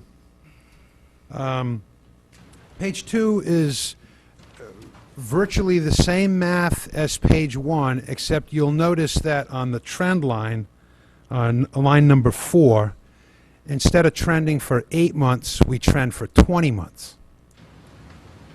Because basically we're taking the same exact experience period that we used for the update to 13-14, and we're just projecting it another 12 months, with another 12 months of trend. So the math is basically the same, except we're trending it for a longer period of time. 20 months instead of an additional 12 months. So now your budget number would be $27,636,000 versus the 13-14 budget projection of 26,527. That's on line 16.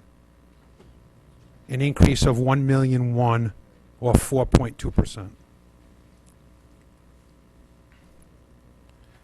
And even though 4.2% sounds like a lot, if medical trend is 9%, that means that your experience is dictating an increase that's half of what we would have expected. About half. And for those who are saying, so what's the impact on the budget? We'll get to that on Exhibit 5. Mr. Convertito. Line 5, annual trend. So I'm assuming that's telling me we have a fairly healthy pool, because on the previous page you said the normal trend is 9.2. Right. The reason for the 7.5 trend on the 14-15 projection is because of the reserve position of the board. We typically wouldn't use a number lower than, we have a whole group, and our company has a whole group of actuaries that all they do is work on trend. And our trend numbers are suggesting that medical trend right now is 9%. The reason that we're using 7.5% here is because prior experience has shown that the board over the past 5 years or so has beaten medical trend, 4 of the 5 years. So we're lowering it down, but we're only lowering it down because the board's reserve position is such that it's very healthy, and if we missed the trend by 1.5 points, and the costs came in at something higher than what we thought they were, the board has enough in their reserve fund to cover that differential between the 7.5 and 9. That being said, I know I get from my insurer all of these health initiatives and so forth. Do we as a district take advantage of that or encourage people to enroll in those? And would that change that number? Actually, it was part of the bid, because we were allotted a certain funding level to pursue some of those types of initiatives. But I don't think we've done anything with it yet, but we do have some opportunities to do some education and prevention with some staff members. I know last year we did some work with some flyers, informational early screening detection kinds of stuff that would help us bring the cost down. So we have there is a funding pool for which to do some of those. It's actually 2 years. There's money in year 1 and in year 2. Okay. That was a result of the bid. The vendor provided money for wellness programs, if you will. Right. As a follow-up to that, is that use it or lose it? Well, Sorry? are you done with the question? Is that a use it or lose it, or is that a fund as you go? The money that's been allotted. Well, it's not real specific in the proposal, quite frankly. If you didn't use some of the money in year one, we'd get them to roll it over to year two. If you used nothing in 2 years, they'd say, well, you had your chance, you didn't use the money. Okay, thank you. Is my guess. I mean, I could follow up and find out, but Did you have another most question? people don't have the problem of not using it. That's- Okay. Any other board questions on page 2? The math is the same, except for the changes that were noted. Mr. Patton. You alluded to this earlier, line 13 for the Affordable Health Care Act fees. Is there a quick explanation of the doubling from 2013-14 to 14-15? Very quick. Yeah. It was effective on January of 2014. So the 13-14 years, it's only 6 months, and this year it's a full 12, yeah. So this is a full 12 months cost in honor of Mr. Kerry, who would be asking and emphasizing this point. This is the full 12-month cost plus the number above it for implementing the Affordable Care Act.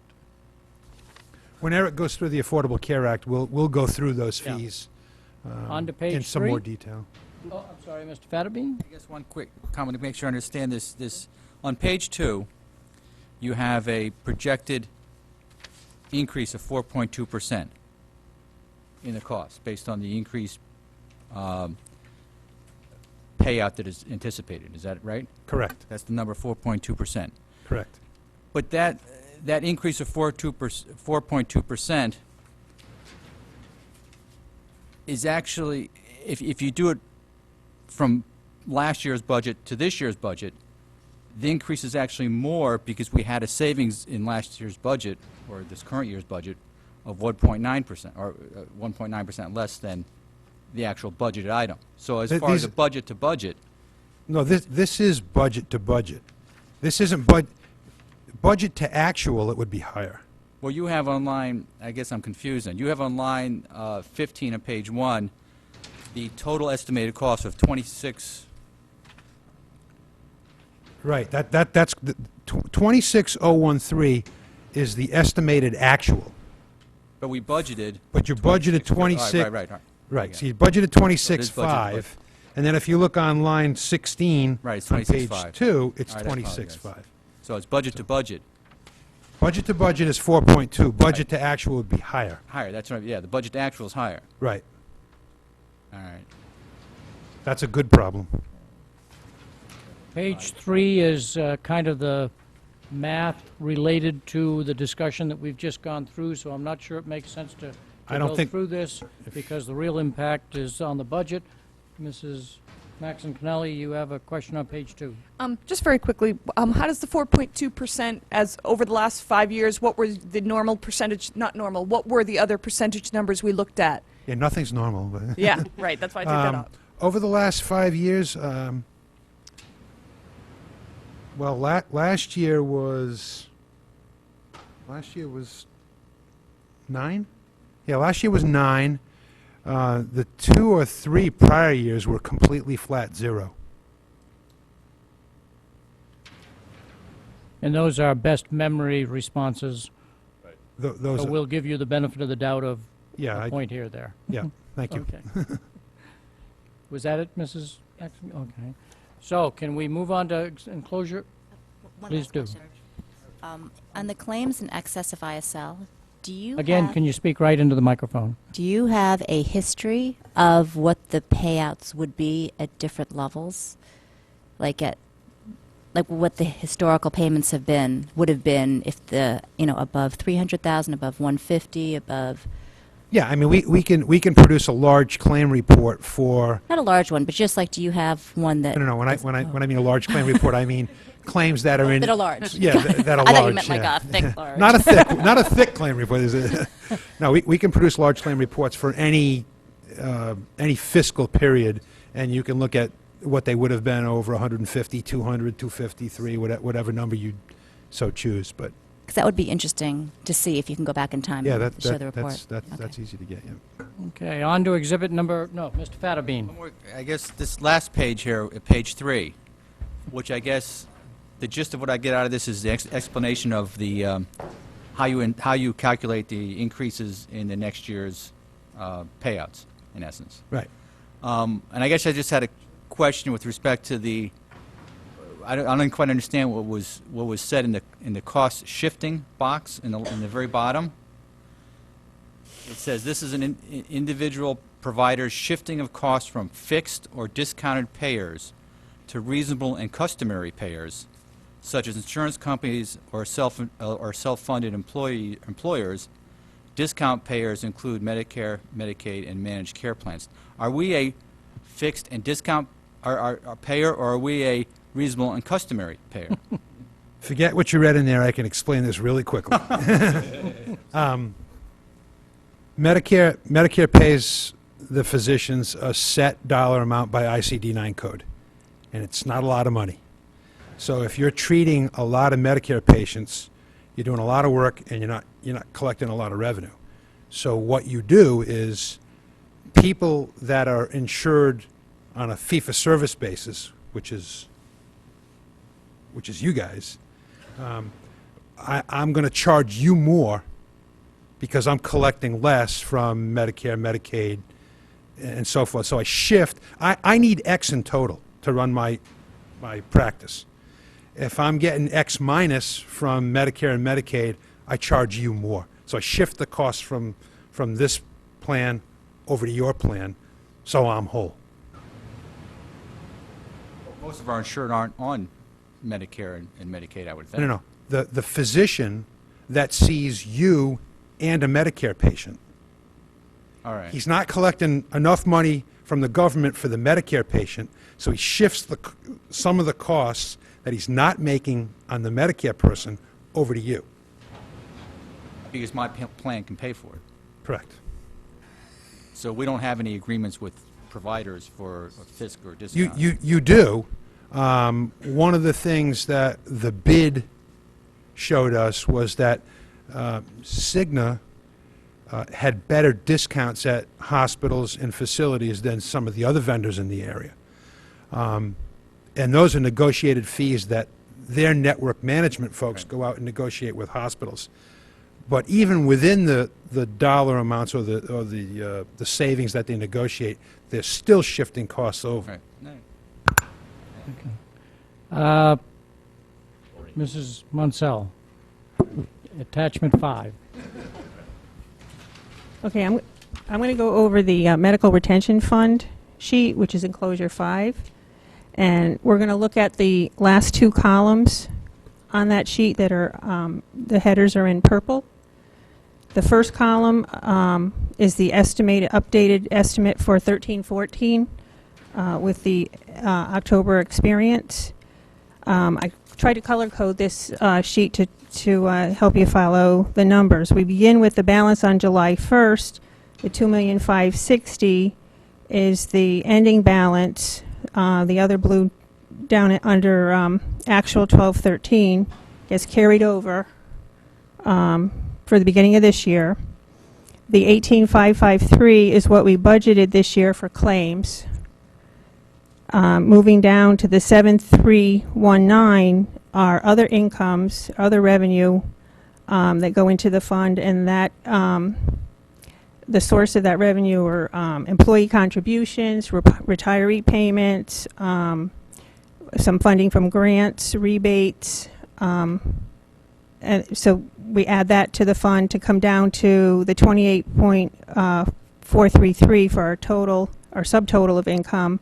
We also have a self-insured Medicare supplement plan, and the revenue for that is $196, so we come down to a total revenue of the $28,629. Moving down to the expenses, the $19,767 match the claims, the estimated claims for 13-14 for medical, 4776 for prescription, and the 1469 for dental, brings us down to the 26013 in orange, which matches what Carlton just went over on the 13-14 estimate. The expenses for that Medicare supplemental plan are 210. This brings us down to a total expenses of the 26,224, and leaves us a balance of 2.4. What we have to do with that balance is we have to make sure that we have enough of a balance to cover what's called IBNR, which are claims that are incurred But but not recorded. And we bump up that number. The 1462 has been increased based on the projected increase in the expenses. So what this tells us is we have an excess of 942 above and beyond what we think we need to pay our IBNR in our cash balance. So the cash balance, the 2405, moves up to the next column for 1415. We're going to skip this budget number. We back into this budget number because we know everything else. We have the beginning balance. We go down to the other revenue, the 7521. We project our revenue based on employee contributions and rebates and COBRA payments. So we have a projected income sub total of 29,204. The Medicare supplement income of 196, a total of 29,401. Then we go down the claims total, the 27,636 in green for the projected for 14-15, which matches Carlton's sheet.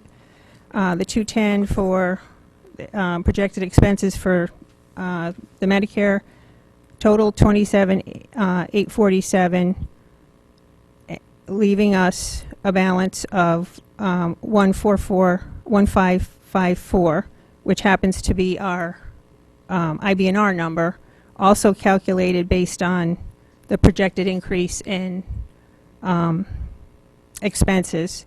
So that budget number was backed into by determining our IBNR, filling in all the other pieces of the puzzle, and then determining what we needed to budget to meet that balance.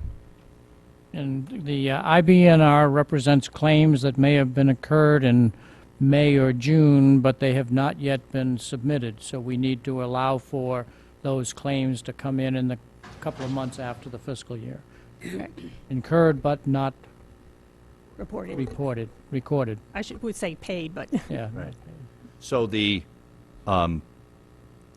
budget differential actually is not on here, except to do just a little subtraction, right? What's that?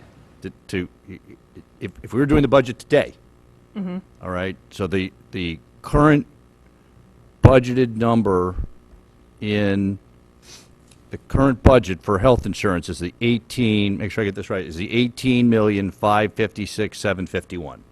Right. Right? If we were doing the budget today, and we don't know if we're going to have another update before I give you my budget, so this may be the number,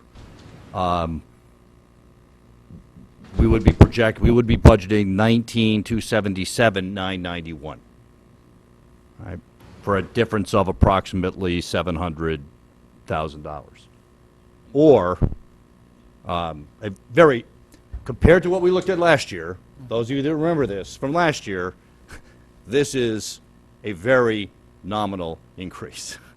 It will go up because the claims are going up, but based on the current information, health insurance at this moment is not nearly the driver of the budget that it was last year. It's still a factor. I mean, $700,000 is nothing to sneeze at, but we were looking at millions last year.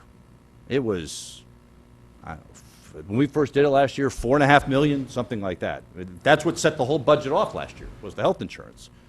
So, combination of the bidding and the better experience have led us to the position where right now, that's the increase that you would see in the budget when the budget book comes out.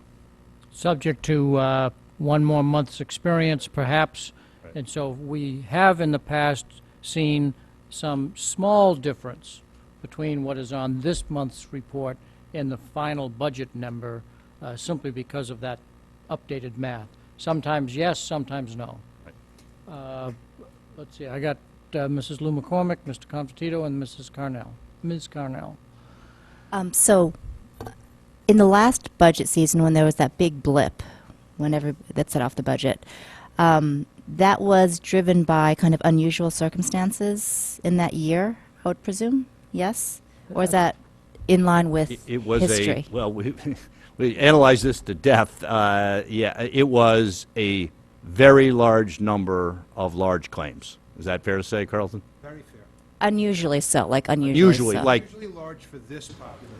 right. So my question is So let me further amplify that and tell me if I'm incorrect. That was a very large group of claims on that particular 12-month period, Right. which, with a 20-month projection, had to get projected out many, many months. As we got closer to the adoption of the budget in May, that is why you found the Board of Selectmen saying we have updated numbers and a better 12-month period, so we can lower it. The Board of Finance had another projection, and then finally the RTM had another projection. So instead of projecting out 20 months, we were projecting out a shorter time period. The numbers got better. And so the numbers got better. Claims in excess. The numbers got better because the claims in excess during that 12-month period were at the beginning of that 12-month experience period. And as we kept rolling experience forward, we were dropping out those large claims. Right, it didn't repeat. It wasn't like you were Right, so projecting it that wasn't same thing over repeating and over itself again. on the front end, but it was Right. dropping out of the back end. So then, by the end of the year, the actuals were not so dramatically different than the prior year's actuals. No, the actuals weren't that bad, but Right. but at budget time, it was awful. Yeah, it was awful. Right. But so, okay, so then going from that to where we are now, are we being more conservative than we need to, since we experienced an unusual amount of large claims last year? And should we be using that as the foundation for our projections, or should we be going back to a more normal year and projecting forward? That's Yeah, that's his job. That's why we used, last year we used the 9.2% trend because we were afraid that if we went down to that lower trend number, that we were going to artificially under budget, which we didn't want to do. So we put the 9.2 in there and just. What if we do set under the- budget? What happens? Oh, that's great fun. Okay, so well, I'm just like having a flashback to discussions about IBNR. So we do have a fund of, at this point, looking at $2.4 million estimated at the end of the year in cash. We subtract the IBNR to say that our effective balance is 942, but the fact is that you've got 2.4 million, in the bank. And so there's a cushion built into this right there. And, what happens is if your claims get too high, it catches up to you the following year because it gets rolled forward, and then it gets inflated, and it hits you in the following year. You have to make up for your deficit in here. So if that number, what we were looking at was a projection that was going to take our balance very, very close to zero. So not only did we have to take the large claims and budget trend on large claims, but we had to backfill the deficit that was in the account. So when it goes your way, it's very nice. It rolls forward, but when it goes south, you eat into your balance, and you have to make it up the following year. The fund can't go bankrupt. It's actually not its own. It is its own fund accounting, but it's part of the town's. What's the name of it? Well, no, it's more than that. No, There's they've a whole Boots name for Workers' it. Comp, so they have a different name for it. It's part of a gigantic pool of money. So if we had a doomsday scenario, the town would sort of have to bail us out, and the claims would all get paid. And the employees still only pay, they pay in their contract what they're contractually obligated to pay. If claims are above that, then we can't go back and say, well, you got to give us another 5% premium cost share. So we haven't had that circumstance, but it looks like a standalone fund because we budgeted this way as part of our agreement with the town. But in fact, it's part of a gigantic fund whose name escapes me in the heat of the moment that would bail us out if we had to. And because of that, the Board of Finance very much is interested in making sure that we, I'll say, follow the recommendations of Aon. And if we start kind of saying, well, let's maybe think of it this way versus that way, the Board of Finance gets nervous because this is part of the town's fund balance, which is then all added up that is part of the AAA bond rating. And so the town has a very much keen interest in watching this as well. Internal Service Fund. Internal Service Fund, Fund. there you go. Did that answer your? If not, you can follow up later with it. Mr. Convertito.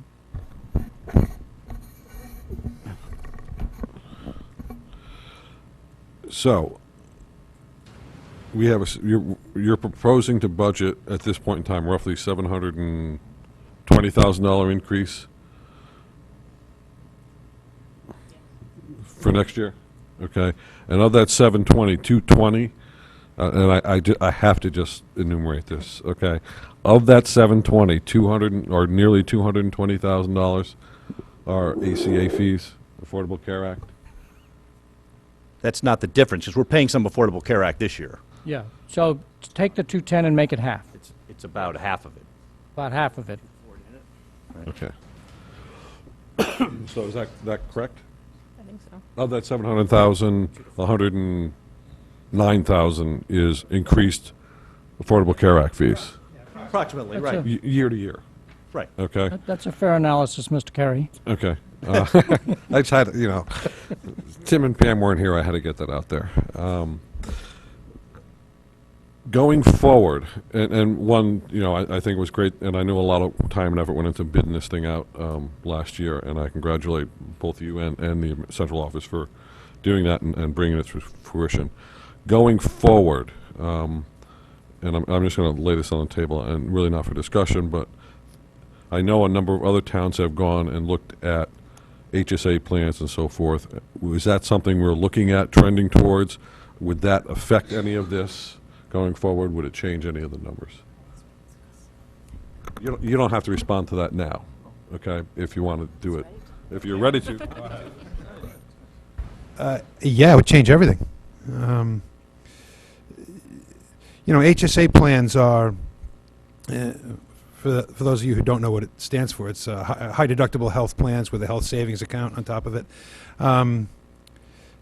It theoretically changes employee behavior, makes them become better consumers of health care and gets them more engaged in their own health care, because when you have a high dollar, first dollar deductible that comes out of your own pocket, the thought is that you spend that money more wisely than you would if it was somebody else's money.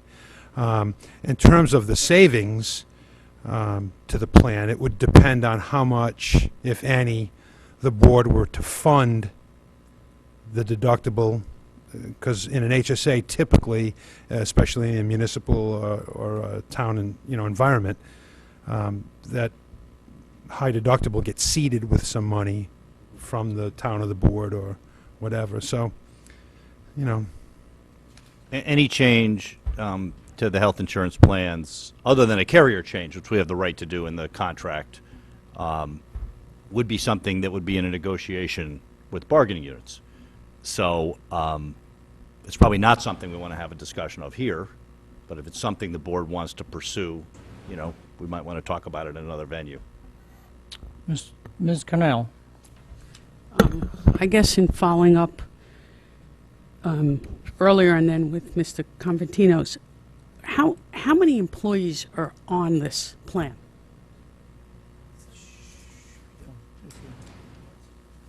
About 1,400. Is it about, okay, so in the 1,400, And that's on this document. You'll see it somewhere. yeah, right, there's a few numbers, thank you. So going back to my original question, if I understand, you said there were 7 unions, so obviously they pay differently. But, you know, what is the contribution of, let's say, I think the major union is the teachers? The amount of people out of this, approximately 1,400? Yeah, the teachers are the biggest bargaining unit. Teachers have about 875 members. Not all of them take the coverage, but that gives you a scale of the thing. Teachers' premium cost share, I'm looking at Ann, 18, 19, I'm looking at Bob, what's the number?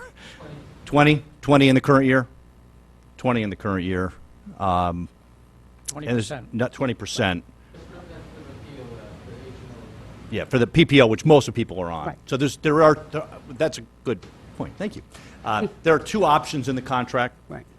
There's a PPO, which I think most people are on, and there's also an HMO that offers a lower premium cost share than the PPO. But those premium cost shares are subject to bargaining every time the contract is up, as it is with the other employee groups. So if I'm following you correctly, and we'll just stick with the teachers for the moment, we pay 80%. Correct. And they pay 20%. That's correct. Okay. Present teachers excluded here. Has the board or the town looked at maybe changing that with the percentage of what the town pays versus what the teachers contribute? Similar to the HSA question, that is a question that is discussed as part of negotiating strategy and generally discussed in Right, but do we ever executive get past the discussion? Yes. Meaning it's discussed, but- negotiations. Right, and when would the teacher's contract come up? 1 more year. One more year from now. Right, because that seems to be a very high proportion that the town is paying. And I guess, It seems like a high proportion, but you have to look at how that compares across the state to what teachers are paying, because that's what the arbitrators look at. So in fact, our teachers and administrators have some of the highest premium cost shares of teachers and administrators across the state. Not compared to maybe other measurements, not compared to private industry, but when you go into negotiations, those are some of the things you have to pay attention to. So we can have further bargaining discussion, because when you hear from Eric on Affordable Care Act, there's other things that are coming into play on health insurance that we're going to have to pay attention to as well. I guess it would also question, how is their salaries come across the state, too? If you're saying our health care, it would also be the salaries. What percentage of our budget of the medical is percentage of our full budget? Is it about 20%? No. No, it's whatever. Get 100, 18 whatever, yeah, whatever 18.5 million is divided by 151 million. It's just, no. About 13, 14? Right. It's almost 10 o'clock, I can't do that. Yeah. Right. I don't know. Yep. How much? Okay. Yeah. It's a big chunk.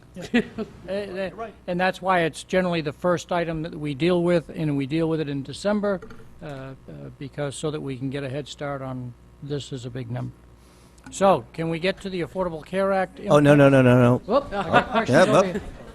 Mr. You've been ignoring me all night, Phil. I'm hurt. Cullen, and then Max and Kennelly and Mr. Fatterbean. Ms. Munsell, question for you. If we look at the lower right-hand corner, we're at 0. Lower right corner of your page, 0. What does that mean? Does that mean we're running our balance down so low? That means that we budgeted to meet our IBNR. one Right, time but that if we look at past years, are we taking a more aggressive approach or less aggressive approach than the past? Or is that the way it's always done, to 0? It's always been. The last couple years, we've budgeted at 1 times the IBNR. But Okay. what happens is if you have a better than average year, then the actuals, You pick it up. you pick it up. Okay. So that's our starting point. Okay. So that's how we do it. Okay, thanks. And then in terms of, if I run my eyes across what the actual has been, and I look at 11-12, I see 16-5, and then I'm looking at the budget, and then I go to 12-13, I'm at 16-9. So I look at the budget, we're at 18.5. What's our last 12 months actual, as opposed to looking at a budget which is not actual?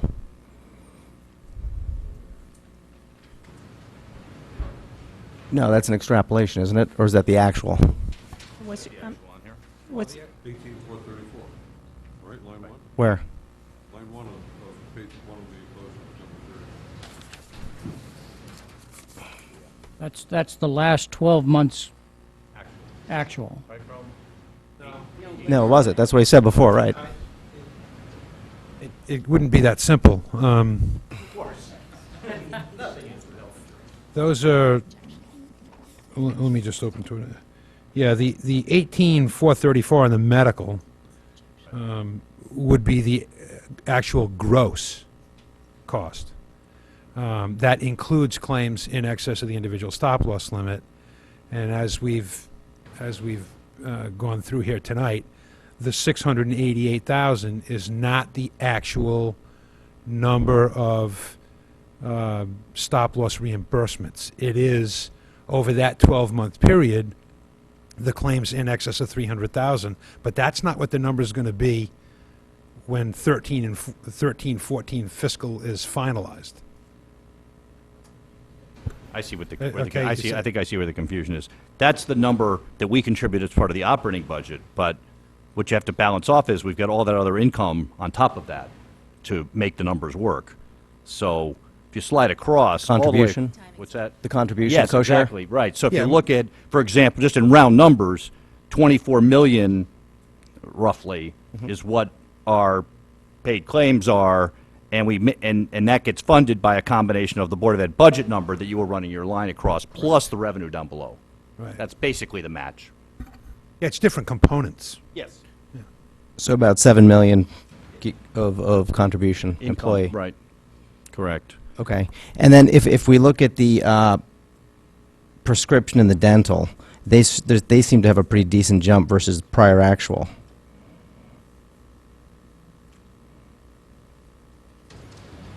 Any comments there? It might help if, do you know the number that he's talking about? The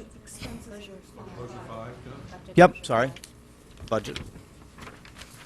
So if we look at a prescription, it's 4443, and then it bumps up to 52, or 51, sorry. And then if we look at dental, it's 151515.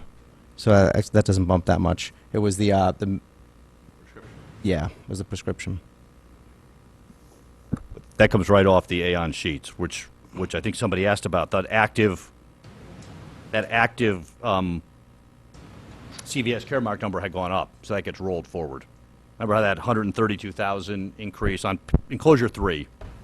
Okay. CVS Caremark in the middle. You could see how, in total, that's over budget. The net is 83,877. So when that gets rolled forward and trended, it goes up.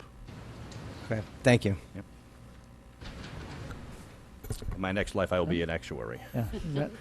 Mr. Llewellyn, is that it? Mrs. Fine, thank you. Maxon Cannelli?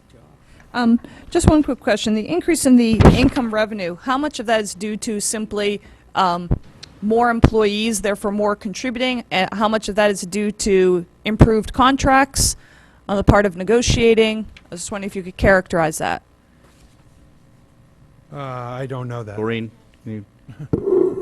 It's the increase in the cost share. I don't have the breakdown with me,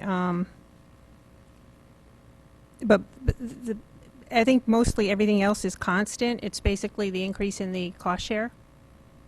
Okay, so those are from the district board perspective, those are improved contracts for our bottom line. Correct. Correct. Yeah, and I should say that all 7 bargaining units have worked with the school district on that question. You know, I mean, it's, we have worked to increase those shares, and the unions have worked with us in trying to accomplish that goal. Mr. Fatterbean. Yeah, I guess to Ms. Munsell, if you notice on the bottom of the enclosure number 5, you have a net balance. And the net balance in 2009-2010 is approximately $3.2 million. And the net balance that's projected in 2014-2015 is 0. Can you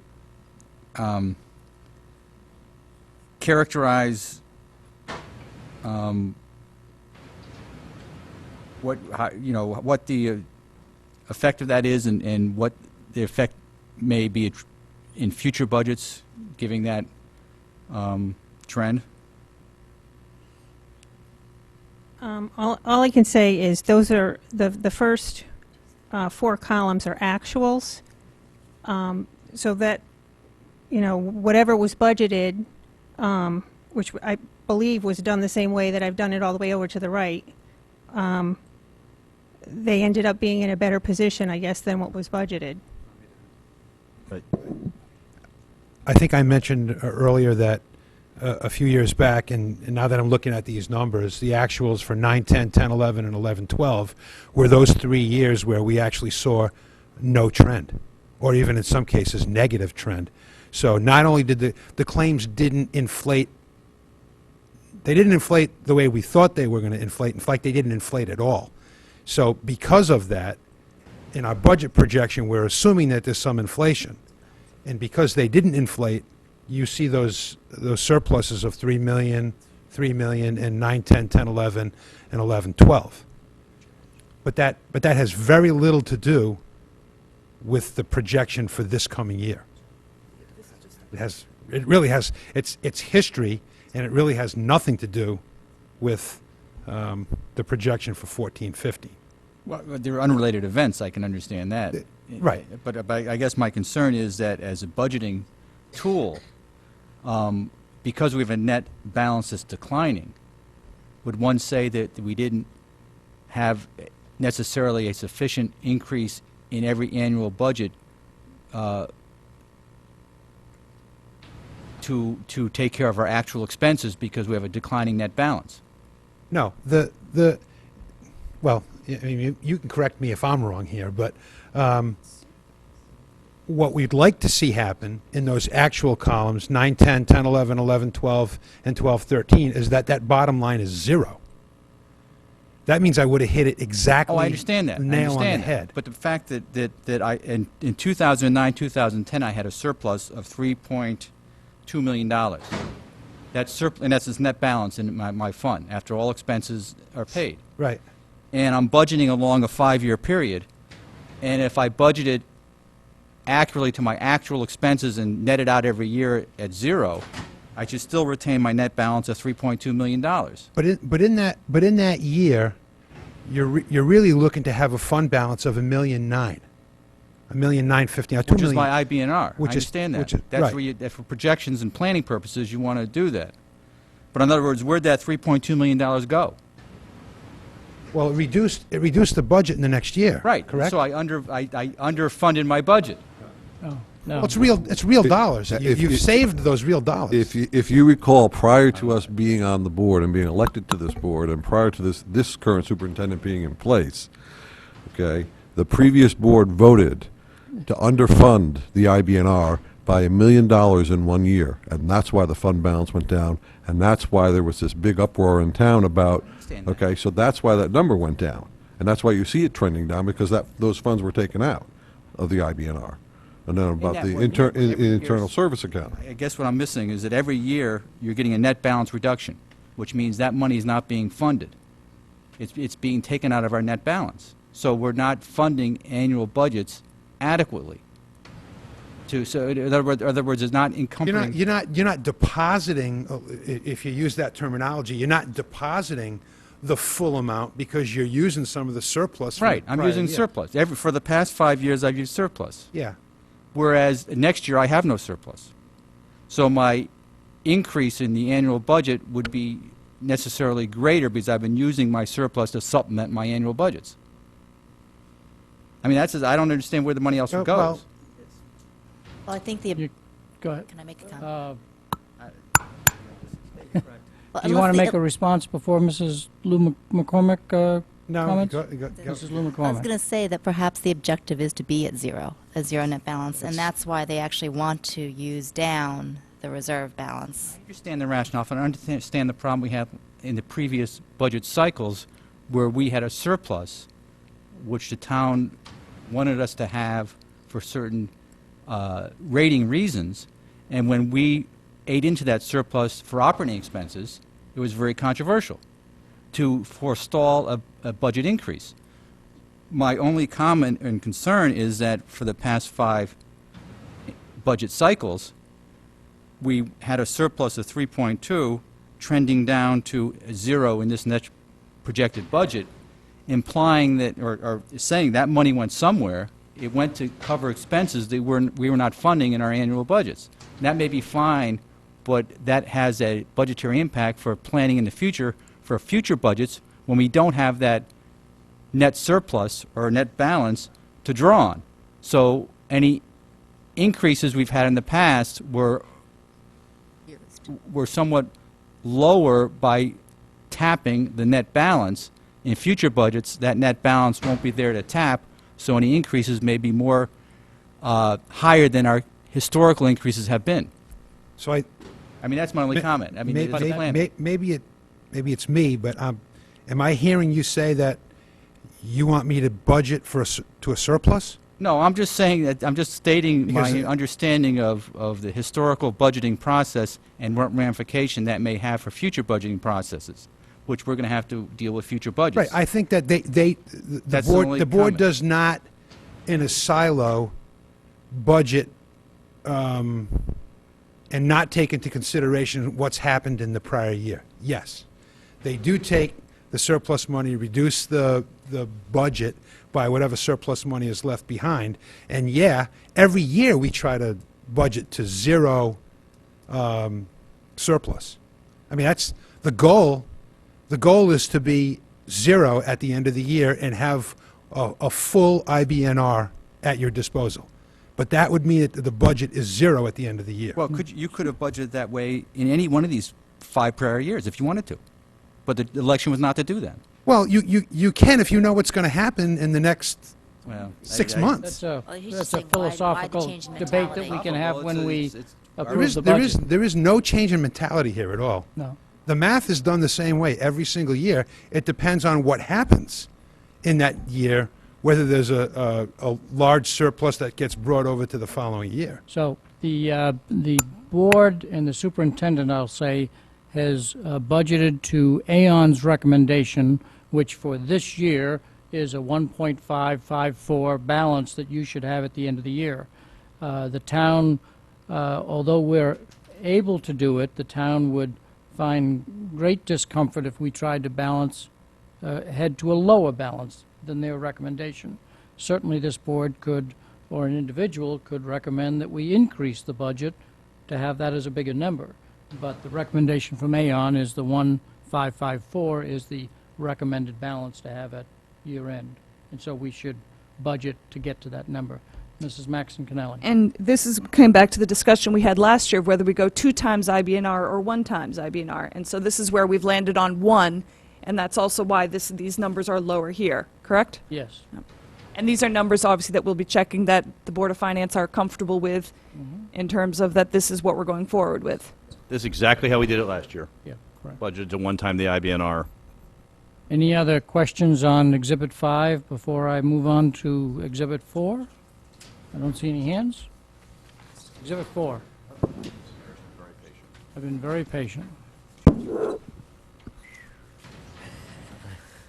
All right, I'm going to talk about the impact of the Affordable Care Act and what that impact has on plan sponsors and in particular Fairfield Public Schools. And I'm going to break this out into 3 specific chunks. What has happened to date between 2010 and 2013, what the impact of the Affordable Care Act is on 2014, and then we'll look from 2015 to 2018. For those who don't know, the Affordable Care Act is also referred to as Obamacare. I'm going to refer to it as the proper name, the Affordable Care Act, or ACA, as I go through this. So if we take a look back from the inception of the Affordable Care Act in 2011, there were certain things that were implemented on group health plans. One was no lifetime dollar limit on essential health benefits. If you looked at benefits before, there was usually $1 million or $2 million lifetime max per participant. That has been lifted. Dependent coverage was extended to age 26, regardless of whether your dependent is a full-time student or not. in-network preventive health benefits were covered at 100%, so things would get back to wellness programs and things like that. So your physicals, mammographies, prostate exams, those types of things. And the reasoning behind that is if you catch an illness early, the higher chance that you're going to be able to treat that illness and with a lower cost. So through the Affordable Care Act, it really promotes preventative health care. And then over-the-counter medications were not reimbursable under a flexible spending account, health savings account, or health reimbursement account without a physician's prescription. In 2012, really more administrative issues were implemented. Distribution of summary benefits and coverage. It's a pretty lengthy sheet. It's about 8 pages, and it's a standardized sheet that shows the plan benefits, and the reasoning behind that is whenever you look at a health plan, there's a standardization of the plan of benefits and how you can look at it and compare those plans. And then the employer reporting of health care coverage on W-2 forms, that was necessary for the 2012 tax year, so that was put on the 2013, the tax returns delivered in 2013 for 2012. Then in 2013, 100% coverage for women's preventative health, and most of that was things like contraceptives. And then, some of the fees that Carlton went over, the Patient-Centered Outcomes Research Institution fee, or PCORI, that was $1 per covered member for 2012, and you can see was payable July 31st, 2013, and then for 2013, it's $2 per covered member, payable July 31st, 2014. After 2013, the fee will be adjusted for inflation, and then that ends in the 2018 plan year. And what this is going to fund is kind of a database of medical claims, so that way there can come to a consensus on the proper protocol of treatment, preventive medication, so that way maybe there can be some consistency on how illnesses are treated and not by individual doctor or recommendation. So there's going to be more of a think tank that goes into this and tries to come up with some more medical treatment and preventive guidelines. All right. For 2014, what's being implemented for this year, we saw the transitional reinsurance fee of $63 per member, excludes anybody who's Medicare primary, and that's really to fund the state health exchanges as a reinsurance pool for bad risk should that occur. And then also what's changing in 2014 is any copays on a plan have to be included in the out-of-pocket maximum, and that's the maximum any individual that's covered by health insurance can pay out of pocket for a given year. It doesn't count your employee contributions, but it's the actual medical expense that's paid from the employee. They're out of pocket through their coinsurance and copay. Prior to 2014, most health plans did not include the copay in that out-of-pocket maximum. And then in 2015, where you have CVS Caremark as your carve-out prescription drug vendor, those copays in 2015 would also be included in the out-of-pocket maximum, but not for 2014.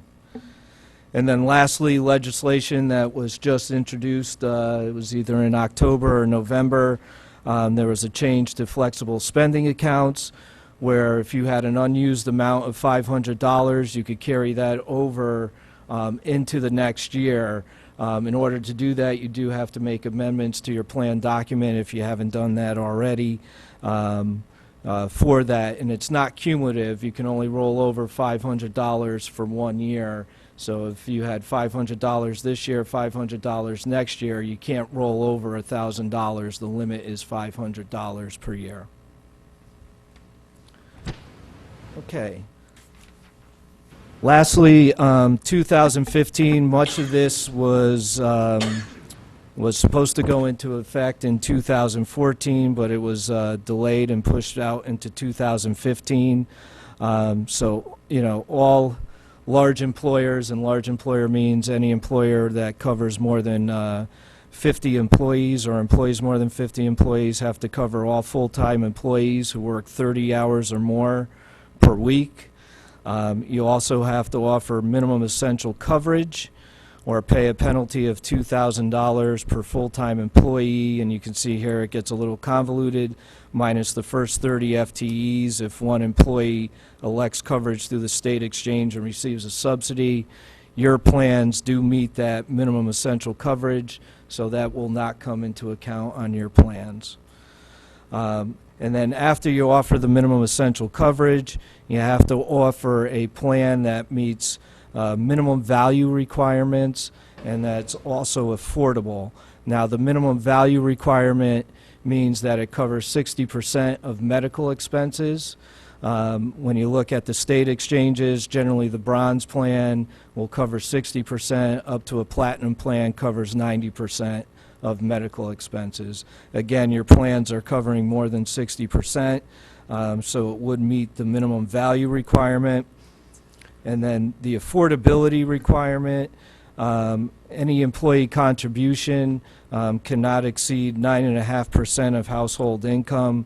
And when they look at that contribution, it's on the employee-only coverage. So even if you have somebody that elects family coverage, the affordability is based on the employee-only rate, because that's who you are only required to cover, is the employee and not the dependents of that employee under this regulation. So, it would have to be, the contribution can't exceed 9.5% of the household income. And then lastly, for 2015, there has to be an automatic enrollment. So if somebody wants to opt out of coverage, they physically have to make an election saying that I opt out of the coverage of my employer-sponsored plan.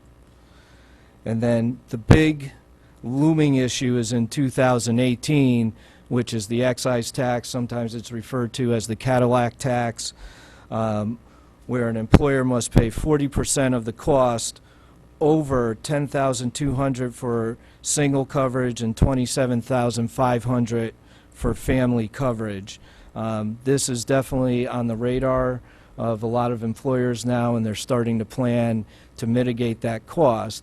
Again, it's not on the actuarial value of the plan, but it's on the cost of the plan. And when we start looking at, some of our employers, even employers with lean plans, are going to start hitting the excise tax in 2019, 2020, because they may have an older or sicker population that's incurring more medical expenses. So it's something that should be planned and thought about as you start looking at your health plan and your strategy over the next 4 or 5 years. So that's it in a nutshell. Trying to roll out four years of legislation in about 5 minutes of time, but I will open it up to questions because I'm sure there are some. This is not a debate on the Health Care Act, it's a discussion on the impact on the schools. I'll start over here, Mrs. Maxon Connelly. Just one thing, I just want to clarify this point you just said. I know before we'd been talking about that 9.5% of household income, and there had been a conversation about how do you, find out the spousal income, et cetera. And so you're saying that you don't have to cover, that we don't have to cover anyone but the employee? That's correct. Now, you're going to cover dependents because in order to be competitive with other school systems, they're offering coverage to the dependent, but the way the government looks at it under the Affordable Care Act, the affordability only means the employee.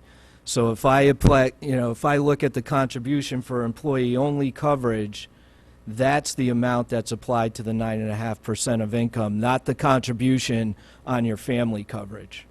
And so what about with claims? Is it claims on the employee only, or am I misunderstanding this? Claims have nothing to do with this. So this is the contribution that somebody pays out of their paycheck, whether it's weekly, biweekly, or monthly.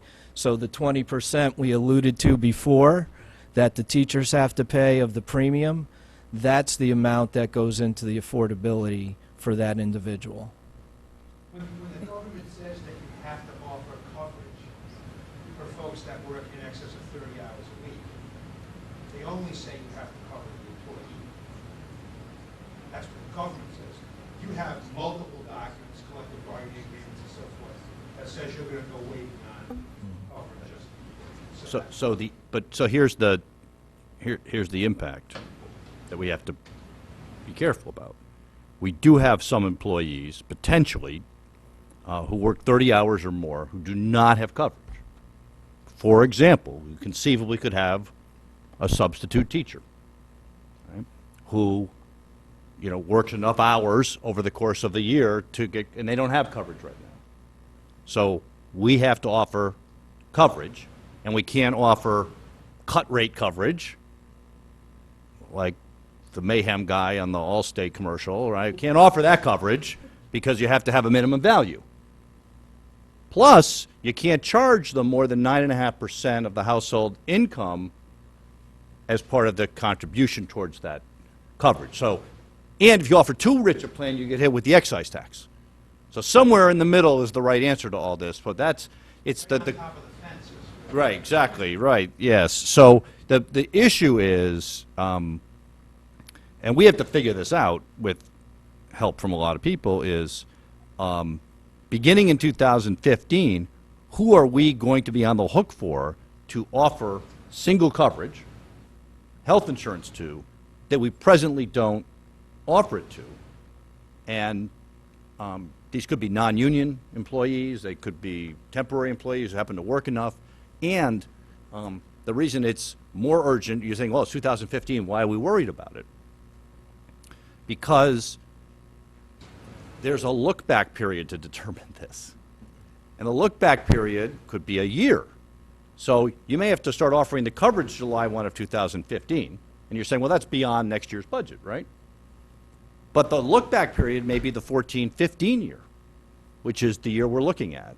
So we might have to make some decisions about what we're going to do so that when we have the look-back period, our costs are somewhat mitigated. Or we have to decide to pay the penalties, whichever is lesser. Yeah, and on the penalty, it's it's $3,000 for each full-time employee that goes to the exchange and receives a subsidy. So, they have to go into the exchange, receive a subsidy from the government. The IRS is supposed to check that, and then you would have to pay a $3,000 penalty, which in most cases is probably less expensive than the coverage of providing for that temporary employee. Again, a lot more work needs to be done around that, but those are the issues that you're facing, and a lot of employers are struggling with putting in payroll systems, time systems to account for non-hourly part-time employees to see how many hours that they're working. So it's really, from their perspective, more of an administrative complexity to make sure you're recording hours correctly. Was that, that's it. Mr. Fattabine, followed by Mr. Patton. So just talking about the Affordable Care Act now, as I understand the law, there is no requirement that you offer health insurance. And if you don't offer health insurance, the employee will get health insurance, but gets health insurance under the Affordable Care Act in one of the health care exchanges of the state. And the employer just pays the $3,000 penalty. $2,000 in that case. Well, suppose you have a scenario whereby you are asking your employees to contribute more than 5.9 or 9.5% to their health care costs. What happens?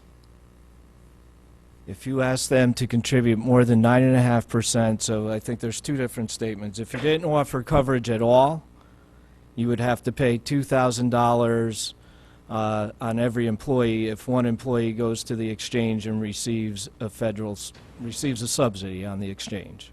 Okay. Now the case that you have here, and you're under collective bargaining, you're going to offer health care insurance. Right. So if somebody's contribution is greater than 9.5% of their income, and they go to the exchange and receive a subsidy, you would have to pay. They wouldn't have coverage under your plan. They would have coverage under the exchange. You would have to pay a $3,000 penalty for that person. Right. So the only the only problem with, or the only cost to the district of offering a health plan that requests a contribution of more than 9.5% of their household income is that the district would have to pay possibly $3,000 if that individual is still going to be covered under a health care plan, but by the state. Yes. So they're still going to have health care. It's just they're going to get it from a different source. Yep. All right. Yeah, it's just the cost to you, and whether the individual goes to the exchange and chooses it, that's their choice. Mr. Patton? So I'm going to go out on a limb and say this is unanswerable at this point. But so the elephant in the room is how many substitute teachers, non-unionized employees who fall under this category? Do we have any ballpark? Dozens, hundreds? No idea right now. Not a clue. Okay. Ms. Carnell, followed by Mr. Convertito. Just to ask that, as you said, Mr. Fatterbean, that they could either go to one plan or the other, right? But are the plans the same? Are the plans the same? No. Right, that's the point. That's, I think, most Just, important. just remember, though, too, that if you do offer affordable health care coverage and it meets that minimum actuarial value, if an employee went to the exchange because their employer offers them affordable coverage that meets the actuarial value, no matter what their income level is, they are not eligible for a subsidy because they have credible health insurance through their employer. Mr. Convertito.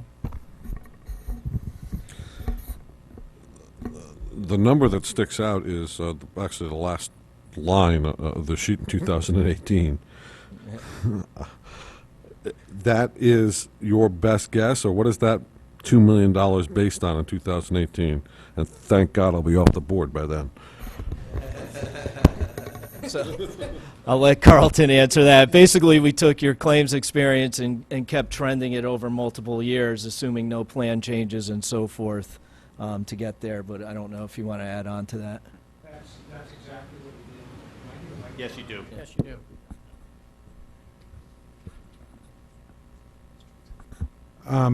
Based on the projections for 14-15, we calculated the rates for 14-15 and then trended them forward at 7.5% every year until we get to 2018, determined how much in excess those rates would be than the excise tax limit, multiplied it by the head counts, and came up with the dollar amount that you would be in excess of the Cadillac excise tax limit, if you will, and then multiplied that number by 40%. And just Okay, so this but $4 million. you're using 7.5, not 9.2. Correct. So if it goes to 9.2, we're really in trouble. Yeah, right. The higher the trend number, the worse it gets. Now you could, I mean, We you have could have. You we could have at times trended at 9.2. This past did, right? Yeah. Well, no, because it's to Eric's point, it's the actual cost, not what we project it to be. So they would figure out what your actual cost is in 2018, and that's what's going to determine what the tax implication would be. And will these other ACA costs in here have sunsetted by then? On lines 12 and 13? The PCORI fee, I was wrong the first time, right? It's the PCORI fee that sunsets the transitional although I think the transitional reinsurance fee goes away at some point. Yeah, I think that's only 2 or 3 years. We'll have to confirm that. We'll confirm it, but It's to stabilize the premiums and for the exchange. Right. I know what the fee's for. And we have, our premium is above that. It's when it says the employer must pay 40% of the cost over 10.2 or 27.5 per family. right. That is their contribution, or is that the total cost of the plan? It's the equivalent rate times 12. So the monthly equivalent rate, whatever the rate that you're being charged a contribution on, Okay. you take that rate times 12 for a single or a family, Yeah. It's and the full cost. then Yeah, the full cost, yeah, the Full full cost. cost, and then subtract out the limits that are set by the Affordable Care Act. That's 10,000 to 27.5 for a single and a family, times the head, it's a relatively lengthy calculation, quite frankly. Is most of us hitting on that hitting us on the family side of that or the single side? Both. You get hit on the single and the family side. Very rarely do you get hit on the two-party, because you guys have three-tier rates, single, two-party, and family. Right. The government doesn't recognize two-party, single or family. So most two-party rates are not going to hit the 27,005. Anything else over here? Is Mrs. Lou McCormick the last question? Might be. Hope so. Okay, so you may not have an answer for this, but I am curious. I'm assuming there are public schools out there that don't have as large an impact per se as us, or are all schools being hit equally? I've done the calculation for 4 or 5 school districts now, and this is the lowest one I've We're the seen. lowest one. Yeah. In Connecticut, or just nationally that you guys, as a big company, have seen? Well, I've only done them for school districts in Connecticut, but yeah, I won't tell you who it is, but I did another school district that's a little bit larger than this, but it was 3-point-something million.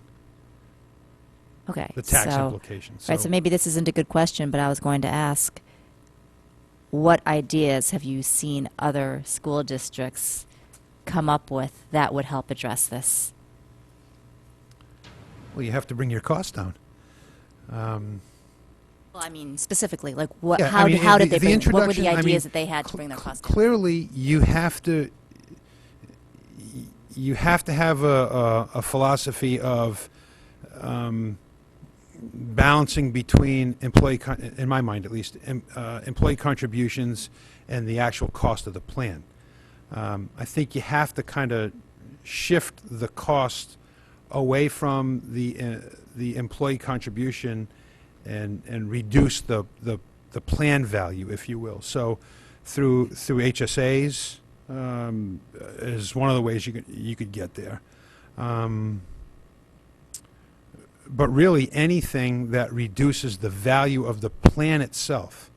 So I mean, when you think about it, it's almost like overall like a total comp statement. You want to try to make the employee maybe make the employee pay less, but the value of the benefit is less to the same dollar amount. So it's revenue neutral to the employee, but the value of the plan is less. You pay less in tax. So HSA. That's the conclusion. Is HSA, but I have other employers, their HSA plan is going to hit, like I said, 2019, 2020. So, you know, hopefully at some point maybe the tax gets repealed or it gets changed a little bit, because I think it's unavoidable that plan sponsors are going to avoid the tax. They may avoid it for a year or two, but over the long term, it's going to be unavoidable no matter how lean of a plan you offer. And remember, you have to offer a plan that has 60% actuarial value. So if you start offering too lean of a plan, then you're not in compliance with offering a plan that's good enough to meet the requirements. It's going to be a trick. I mean, it needs to be something that's looked at closely over the coming years. But yeah, a lot of employers are looking at HSA plans as strategies to get leaner plan designs, and that, you know, that's the only way. Unless all the schools decide not to do it at all. Again, use your microphone. Well, this was a cheeky remark. I said unless people decide not to do it at all en masse and force everybody to the exchange, right? Yeah, I mean. Or note that the government is collecting benefit information on your W-2s now. The government doesn't collect information just because they feel it. Mr. Fattabine, can I get this the last question, because we have other business items we need to get to? I'll try to be this quick. So basically, from this excise tax, the government has elected to put an excise tax on a benefit that an employee receives that the government has determined is in excess of what they consider normal or they consider acceptable. So that's the purpose of an excise tax, because your benefit is a higher value than the government's determined to be reasonable, I guess is why they have this excise tax. So, whether that's good or bad, that seems to be a fair statement or a true statement, as I understand it. So the goal is to reduce the overall cost of the plan so it doesn't kick in to trigger an excise tax and be excessive of what the government has determined to be, it should be. So I can see that one of two ways. You have to reduce benefits so that your cost is less, or you have to require the employee, I would assume, to contribute more, which would make your cost less. The contribution doesn't come into account here. It's your gross cost. So you could charge the employee, 50%. That 50% is not going to come out of your cost. It's the gross cost of the health plan, so the total premium. I don't understand that rationale, because the employee's not receiving that as a benefit now, if he's paying for it. You're assuming there's a rationale. Yeah. Once Once again, we have a board member who wants to look for rational government action. We need to raise money Okay. Yep. Again, with the other issue, if there are questions that board members have, once they digest this more diligently, feel free to get them into Dr. Title so that he can be prepared during the budget hearings to answer those questions. Or if they require Aon's assistance in answering, he can get that question to Aon and they can do their math. Having said that, we'll move on to approval of the minutes. Approval of the minutes for November 26th. The recommended motion is that the Board of Education approve the minutes of the regular organizational meeting of November 26, 2013. Do I have a motion? I'd like to amend them, please. Convertito, and seconded by Mrs. Maxon Kennelly. I'd like to. Discussion. Yes, I'd like to amend them to include a statement. Do The you minutes have do the not. sta- Yep. no, do the you have min- the statement that you can pass around to the board members? The minutes do not reflect what I said. I asked for the most recent quarterly financials for food service, as well as the latest food service budget. This is not reflected here. Normally what we do is check with the secretary as to whether you think something was incorrectly put in. The secretary will generally go back to the audio tape to confirm the discussion. So what I might suggest is that we postpone action on these and allow that process to happen. Sure. And then come back in January, because we certainly don't want to approve something that doesn't reflect what you were saying, Okay. knowing that we don't put in. So the notes to be taken are to request the most recent quarter-end financial information for food service, as well as the latest food service budget. Yeah, we'll. And I think going forward, if we could, any request that is made should be noted in the minutes, please. Yeah, so we'll check the audio tape and. That'd be great. And then put this on the January agenda. Mr. Fattabine. Just a procedural point. And could we request or make a procedure whereby if there's an amendment to the minutes, we submit it to the chair possibly before the meeting? The secretary can then check the minutes. Yeah. At the meeting, when you make the motion, the confirmation can be, yes, that's what happened, that didn't what happened. So it just makes it procedurally easier, so we don't have to That's a good wait. So idea. if there's an amendment to the minutes, we try and Yeah. put it in place before. Yeah, one of the emails that I sent out, I said, if you have a question on the minutes, please contact the secretary so that you can clarify what it is that you were concerned about, and that they can check the audio tape, and then there's a matching of the cards, if you will. Let me first deal with the, shall we postpone consideration of this till the next regular meeting? Is that, So moved. does that work for you, Mr. Llewellyn? Okay. Or you can add it now, your choice. You had a question before we put that motion on the floor. Should we say all the amendments first, or do we put the motion first? Should we say all the amendments first and then Motion is to postpone defer? consideration till the next regular meeting. Do you have additional amendments? Yeah, I have additional amendments. And the same comment I think I would make, have you checked with the secretary? Do you have a copy of what it is that you want to change? Well, I was going to say, so procedurally, should I then just send it to her in writing? Yes. That's what we should do? Yes. Okay. And then one more procedural question. We actually had one that was in writing that I had submitted to you guys prior to regarding the prior meeting, which I hadn't had for the last meeting, for the approved minutes, which she has in writing, I think, because the prior Board of Ed member actually submitted the comments specifically. So I wanted to know if we should be voting on that. Or are we delaying that until January 2? One thing first. First, I'll take a motion on the November 26th minutes to postpone Motion to consideration. postpone November 26th meetings to the Convitito, January. do I have a second? I have a second. Any other debate on postponing consideration of the minutes till the next regular meeting? Hearing none. All in favor, say aye. It is unanimous. Right. Relative to approving previously approved minutes, I would say the process would be the same, that Mrs. Gerber would compare what Mrs. Brand's email suggested she said with what the audio tape says she actually said, and then see if our minutes accurately reflect that or not. And so I would suggest that sometimes we all have different memories of what we think we said versus what actually ends up on the audio tape. So I would suggest, if you wish to pursue that, that you I think indicate. it was an Let me finish my statement.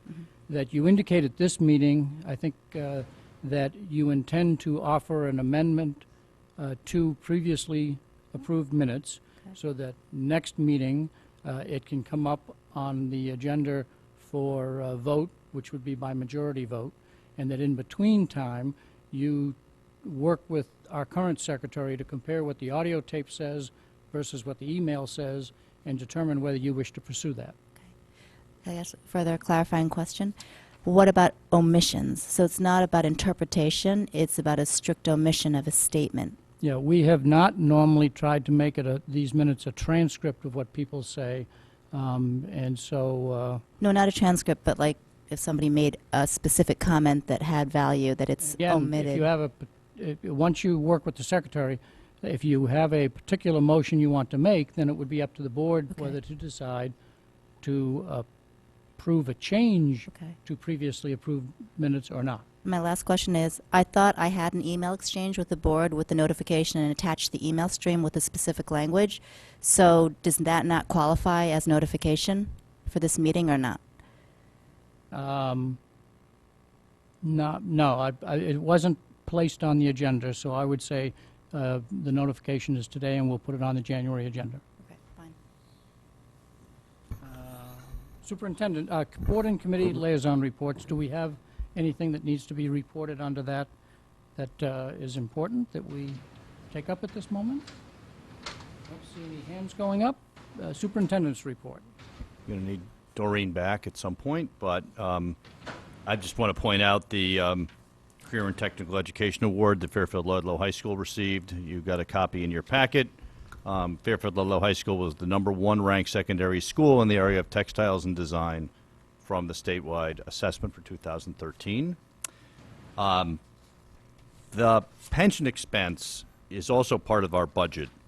It is very preliminary at this point, and so we don't have any backup information to share. It's all done by the actuaries. The town gives us a number. Doreen writes you a memo about it. Basically, this is something that historically has been adjusted over time. So what you're seeing here in this memo is likely what's going to end up in my budget if we get updated information before you have to approve the budget, then we'll get that to you. But this is, we're waiting for some asset activity through June 30th. So basically, the town assigns us a number, and based on what the actuaries tell them, everyone has to put in. And so right now, this is looking like this increase to our budget in this particular line item is approximately $300,000, or 14% of that line. If we get new information before I put my budget to bed, then we'll include the new number. If it changes before you approve the budget, then you'll have an opportunity to make it change. And sometimes it changes even after the Board of Ed budget. This happened last year when we went forward with the pension number, and then about a month after the board approved it, and before the selectmen approved it, new information came in.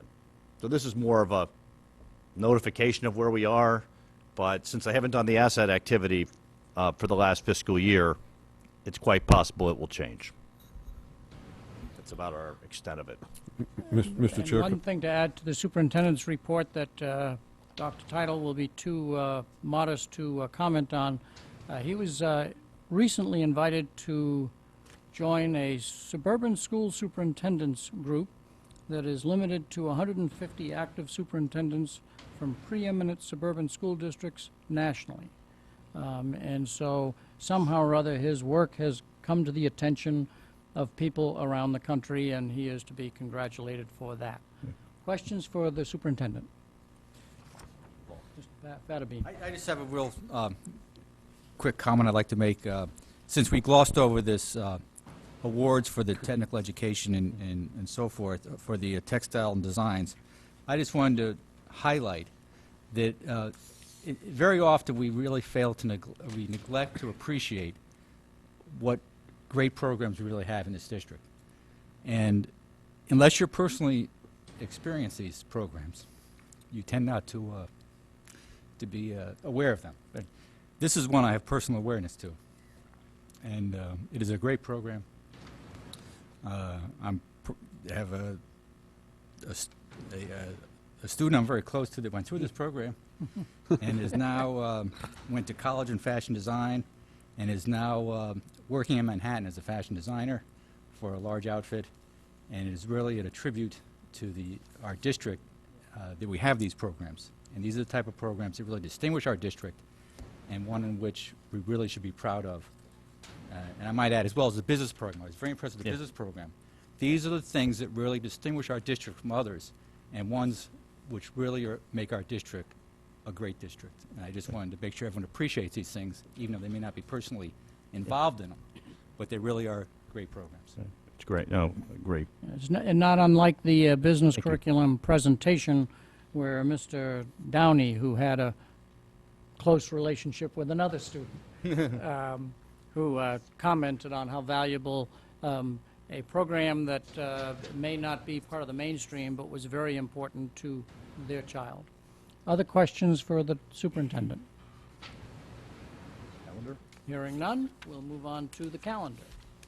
So I just want to say something in front of this. Okay. What the change was. Yes. Okay.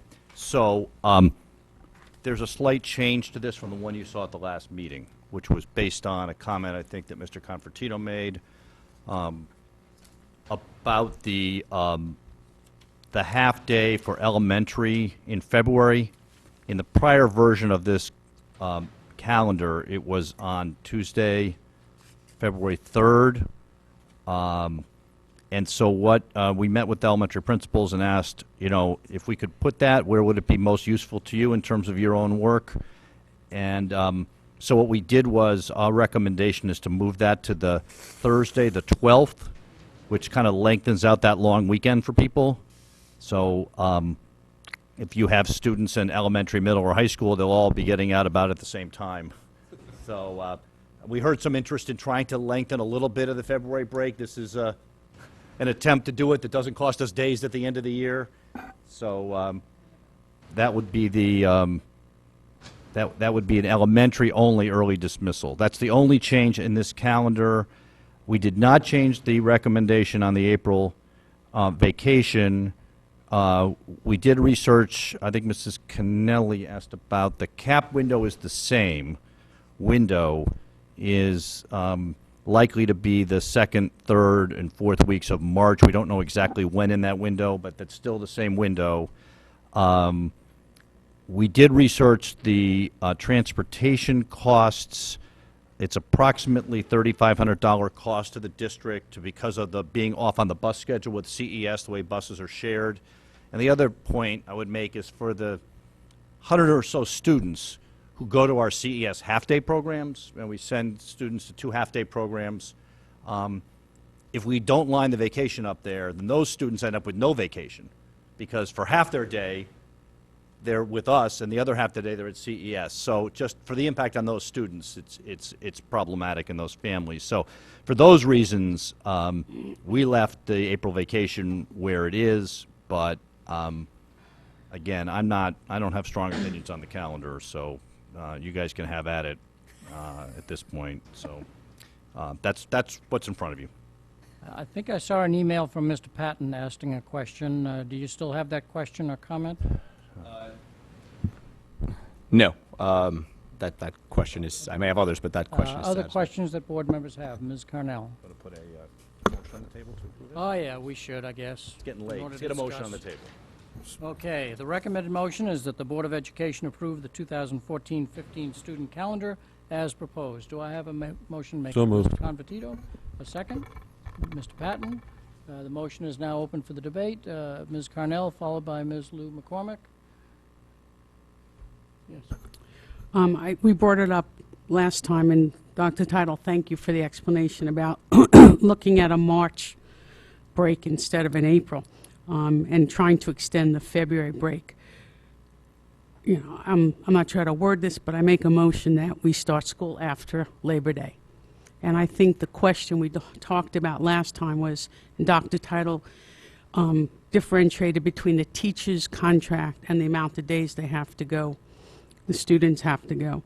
Is there a way to make sure the teachers do work the 182 days so there's no discrepancy from the parents, and the students have their 180 days, and we start school after Labor Day?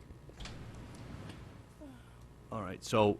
So let me See if I understand say what you're that asking. you've advanced a concept that we're not putting a motion on the table until perhaps Dr. Title responds to you, and then you might be able to exactly phrase what you want to accomplish.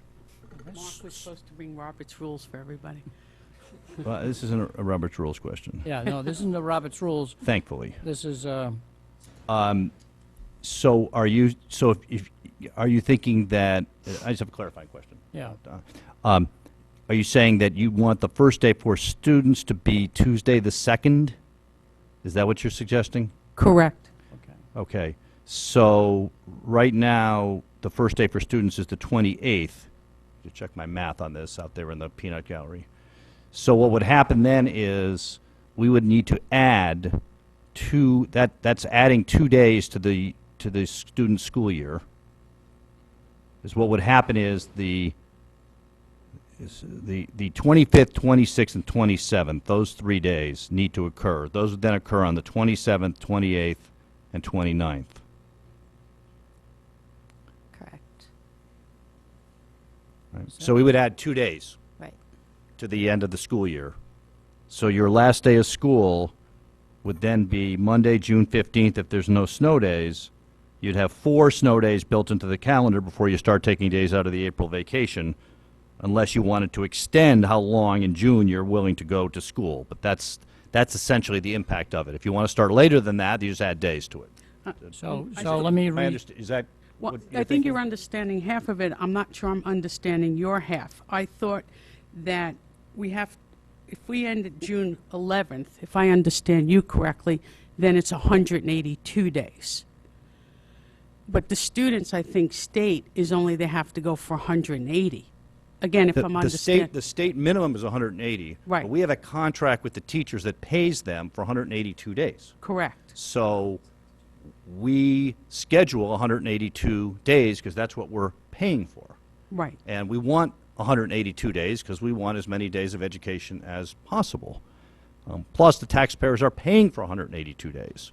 So we've always scheduled 182 days. In a dire, disastrous emergency, the state would let you scale that back, but you wouldn't do a calendar that way. So you would comply with the state law, but you would be you'd be shortchanging 2 days of instruction if you did a calendar for 180 days. Right. Okay. No, I'm in agreement with you on that.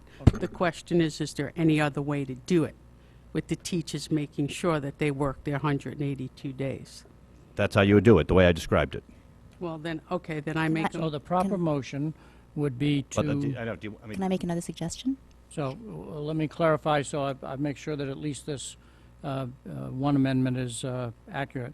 So the proper motion, I believe, and check with me on this, is to say move the first day of school to Tuesday, September 2nd, and thus the last day of school will become June 15th. Correct.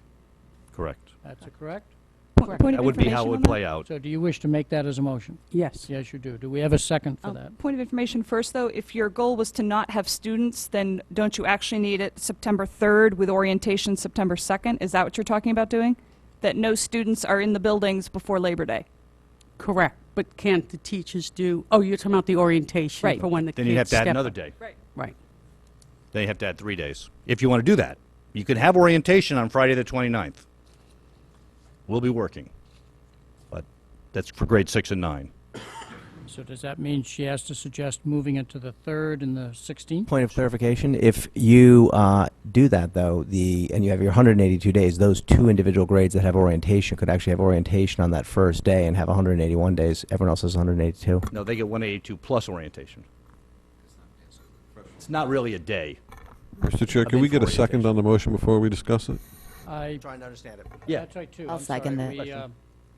But I want to make sure that we clarify what Ms. Carnell's intent is, so that we don't end up having to amend the motion because it didn't reach Right. your intent.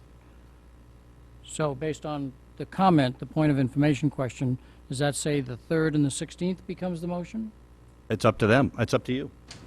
Because you don't, right? I mean, we can run orientation on the 29th. It's a question, I mean, But I think that But that defeats the purpose, is to have them come in here on Friday the 29th. Correct. So the then we- motion would be the 3rd is the first day of school, and then the 16th is the last day of school? Correct. Correct. And if you make no other changes, then you have 3 snow days before you start taking days out of April vacation. Just want to let you know that. That's not a value statement. That's a Okay, factual but statement. That's a debate point. So Right. let me get the motion on the table, which it has been put. Do we have a second for that motion? I'll second it. Mrs. Lou McCormick has a second. Do you wish to advance an argument for doing that? You're welcome to. You don't have to. Okay. Self-evident. Mrs. Lou McCormick, do you wish to comment on it since you seconded it? Oh, I think it makes sense, and I would also say that at the end of the day, if we have more snow days, we can go beyond that week, right? We can go into the 22nd. Well, Is there anything prohibiting us? You can, but this is what happened last year. Yeah. Okay? And it's really uncomfortable. Oh, you mean it's hot? Is that what you're saying? Yes, that kind of uncomfortable. And there's another uncomfortable. And the other uncomfortable is, and we heard this loud and clear last year, because we had a very unusual year last year. We had 10 days, okay? So the board decided to extend to that last week in June. People make plans, people have jobs, people have camps, people wanted all kinds of, it was a complete mess with exams at the high school level because there was no notification, because the calendar said, and people count on this calendar, that you'll hold to it, that, so if your intent is that it's okay that school will run till June 26th, then we need to put that right in the notes of the calendar so everyone's on notice about it. Yeah, that's a good okay? idea. We write But it on there's a notice. lot of pushback in this community about the end of June. And I will tell you that there was a lot of aggravation about that last year when we extended the year right up to the very end. But that's a consequence of it. Other comments that board members wish to make? Mr. Patton? I'm going to go on record saying, with the dozens of emails that I'm sure most of us have gotten in the last week in favor of trying to get February vacation back, I'm not in favor of this at all. If we're going to add 3 days to the school year, I'd rather basically that would pretty much get February vacation back.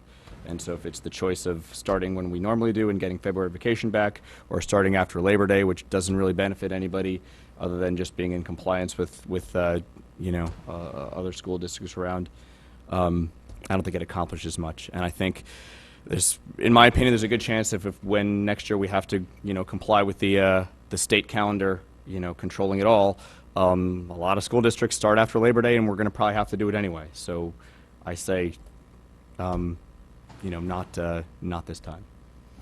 Other comments? Mr. Convertito?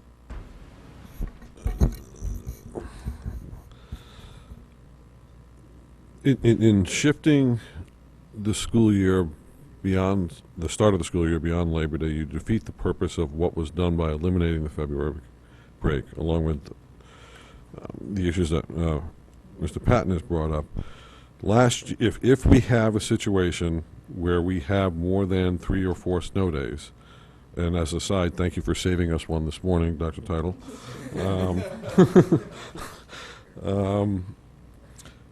We get into the situation of where do you put graduation? Then you get kids are going away for not only summer camps, but college orientation, and believe me, we got tons of that email this year, okay? That last week of June, a lot of schools used for college orientation. And we had kids actually did not go to graduation because they had to be at college orientations. We shifted the final exam schedule. And again, I know that last year was an exceptional year, okay? But we redesigned the schedule so we could accommodate exceptional years. And I think this just is counterintuitive to what was done by shifting it the other way. So I would not be in favor of this amendment. Other comments, Mr. Fattabine, followed by Mrs. Lou McCormick, and then Ms. Carnell. I guess my thought is basically that the regional calendar is going to come out next year, I believe, and they're going to mandate certain the calendar. So this is the last year you have an opportunity to change it, which may not stick for another year. So I'm inclined, just for lack of confusion on parents' sake, that it maintain the same calendar you had last year, and the changes made the following year, rather than have it change this year, and they may have to change it again next year.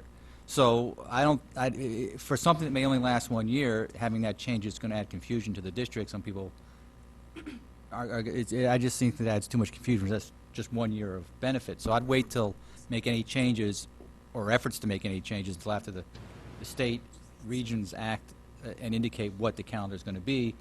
And there had been some talk when I went to the CABE seminar that there may be some flexibility in selecting certain days.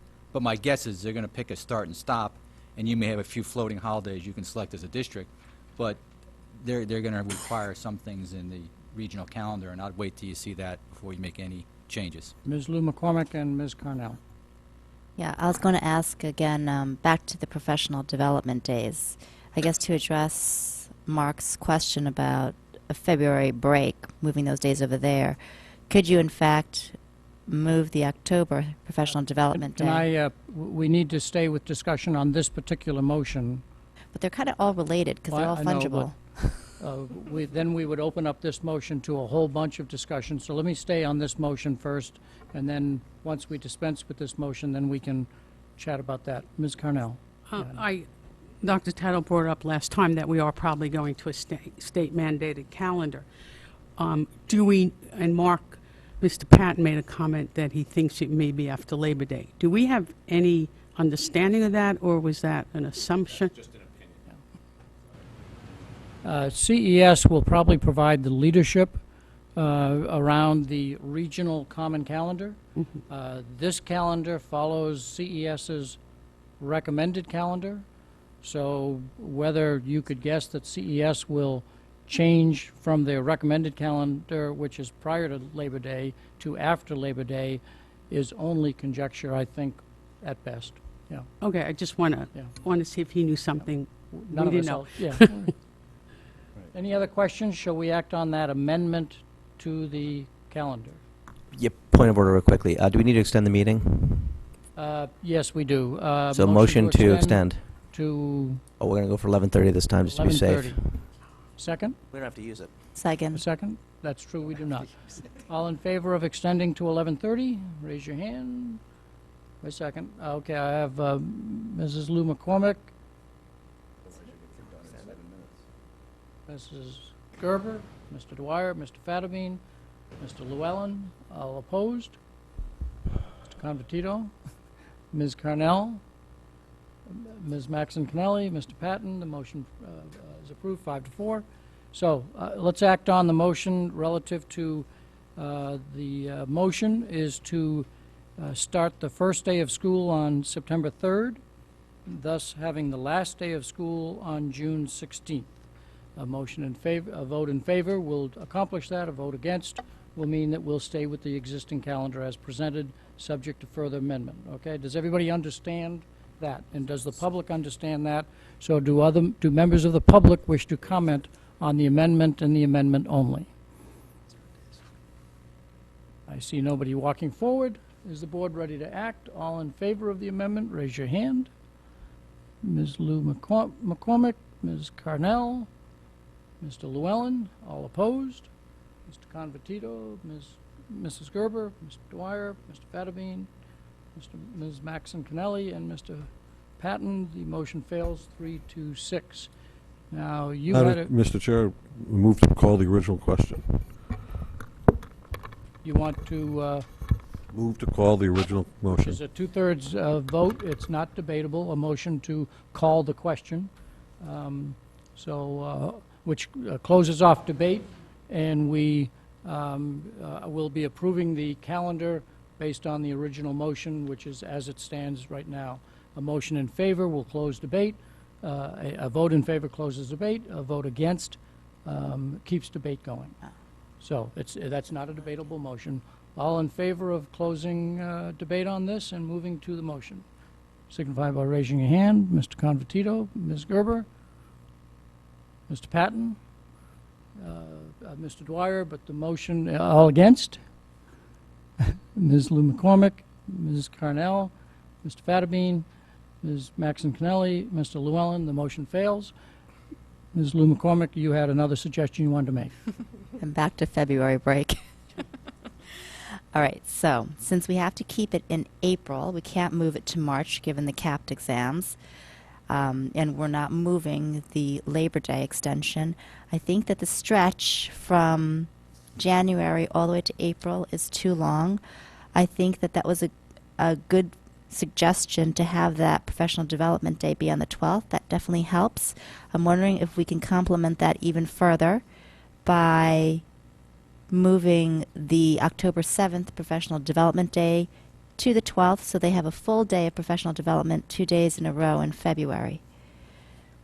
The 7th is an elementary-only day, so that's just an early dismissal day. So it's the 12th. October 7th. Right, but I'm saying that is the 12th also. They're both elementary only, early dismissal? Yes, they're both elementary only. So... They don't save you any... So it doesn't get the high school and the middle school? Correct. Right. All right. Well, then I would say that can we then instead extend February break by 2 days, and then move the end of year 2 days later? You could do that. You're talking about the 17th and 18th? That would be the 17th. Yeah, probably the 17th and the 18th. And that essentially gets them a February break. So you want to say the school is closed on the 17th and 18th of February, which would then make the last day of school... The 15th. The 17th, to capture those No, 2 it would be the days? 15th, because it's the 11th now. 15th. 15th. to So you'd capture have, those you 2 would days. have a 2-day week of classes, right? I would have a 2-day week of classes. You'd have a 2-day week of classes in February, right? You mean full days, full week in February? Yeah, you'd have a Yeah. 3-day... February, so that... Yes, you have 19 and 20 at the end of the week. Right, okay. 2-day weeks are... Unless you would rather, we can also add it to the beginning and make the 11th and 12th the 2 days, and we can move the professional development day to the 10th. That makes you a 2-day week, the prior week. I mean, you know, Yeah, you're I know. splitting But up I'm 2 saying weeks. it's one way or the other, right? Because we're trying to saddle it around the No, 16th. I know, but see, based what you- on the discussion, do you wish to make that as a formal motion? Well, I'm going to ask Dr. Title if he Yeah. prefers one side or the other. Well, what you've got on the 13th is a professional development day, not a school day. So you wouldn't want to have Oh, so can we move that vacation days. That February 13th, that was moved there for a reason. That used to be somewhere else. That was moved, yeah, it was in January. That was moved there to create the long weekend for the students so that the teachers don't get it. So you Got wouldn't it. want to add Okay, so- vacation days ahead of that and then have teachers come back from professional development. Yeah. So how about if okay, so here we go. Yeah. So let me try We're, this again. over-engineering this. Yeah. So what if we move the vacation days the professional development days to the 19th and the 20th? Oh, no, just the 13th is a full professional development day, correct? Yes. All right, so move that to the 17th, and then we make the 18th and 19th the vacation days, and the half-day 12th professional development day moves to the 13th. And then we only have one day that week to come back to. Then at least we have a long stretch, You want to have a one-day week? unless you want to move the school year by 3 days. I mean, I'm happy to propose that, but I mean, we're trying to preserve end-of-year days, so I know. I'm open. That's the problem, is it's a zero-sum game, right? You can add days here, and they got to come from somewhere. And the purpose of this discussion is to help you formulate what exactly you want to do as a motion so that we'd have something to debate. Ms. Maxon Cannella, do you have a question on this topic? On this topic, because it might save what we're trying to do here, I had wanted to throw out for discussion, I really wasn't sure about the going to a motion. And again, Dr. Title may have an opinion about this regarding that week of April 13th, but I had wanted to enter into the discussion of moving the April break to the week of March 30th through April 3rd, which gives a full week off, preserve February as is, and that fulfills an awful lot of what many people have been asking us about regarding college visits, breaks for athletes, a break, and then it also preserves a good stretch in April leading into the AP exams. You actually also pick up a school day because April 3rd was a day off anyway. It's outside of the CAPT and CMT testing window, which ends on March 27th.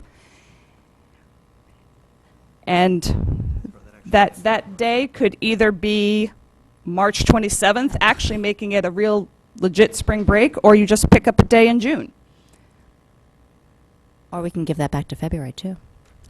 I wouldn't be in favor of going back to February, only for the reason when you have a 1 or 2 day week, you are inviting people to say, I'm just not going to show up. And that's, I know, one of the reasons why we wanted the February 13th and 16th paired was to have 2 legit 4-day weeks if we're going to get rid of the February break. No, I was saying that extra day you pick up, you could have rounded out the week in February.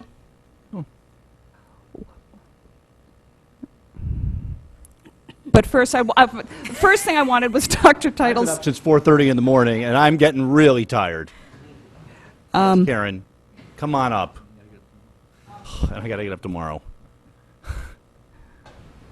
And we have I just want to tell the board, we really want to get to the agenda item about the capital non-recurring projects, because we really need you to vote on those at the next meeting.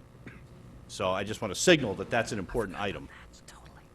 I just wanted to comment that we have had to, we're doing the SBAC field test this year. We can't hear you in the microphone, please. Sorry. Thank you. Well, actually, that's the current year, but the SBAC field test will probably be March and April, so, you know, I don't know what the impact of that is going to be, but because the April vacation that was selected here is the one that's recommended by the RESC, the probability of most districts not assessing during that week is probably higher. Just wanted to put that out there. So we're trying to find a motion that might meld Ms. Maxon Cannelli's ideas with Ms. Lou McCormick's ideas. I'm not sure that I'm hearing it, so... Through the chair to Dr. Parks, if I'm asked a question. So does this signal a philosophical change that the SBAC test was supposed to represent an end of 11th grade assessment, that you are anticipating that they're going to implement it a solid 2 months earlier than what was originally told to people? Because I don't take this year's field test as necessarily indicating that that is the philosophical change that they're going to pursue. Right. I mean, it's really hard to tell, but the last meeting that I attended, they were saying March and April. For this year? No, for the eventual assessment. So I don't, you know, I don't know. The state keeps moving the... But regardless, we have a week off in April, so... Right. So do you wish to pursue your thought, or do you wish to defer to Ms. Lou McCormick to pursue her thought? Well, her thought came first, so that's really, I would defer to So do you have, Ms. McCormick on having that. had this discussion, do you have a formal motion that you wish to push forward? You don't have to, but I'm... Well, I'm going to assume that the SBAC is going to preempt the ability to move it to anywhere in March and April outside of that week. Is that correct? No. Just that week is... It's an unknown, so an it makes it unknown. it makes it a roll of the dice. It's an unknown field test. Yeah. Given that, I think that we have to go back to the February break and reinstate that because the other date's uncertain. So I guess I would want to make a motion to reinstate some vacation of February break then by moving the 13th professional development date to that week at the discretion of Dr. Title as to which point it makes sense, and then increasing the school year by, I could say 2 days or 3 days. I'm kind of indifferent depending on what the board prefers. Unfortunately, we need something specific. Okay, I'll say 2 days. So at least we have. What's the last day of school in your motion? Well, if he adds the 13th to the end, then I'll say the 2 days are the 17th and the 18th, and then we add professional development date on the 19th. Then we'd have a one-day week. If you want to round it out, we can. We can actually add, well, you know, here we go.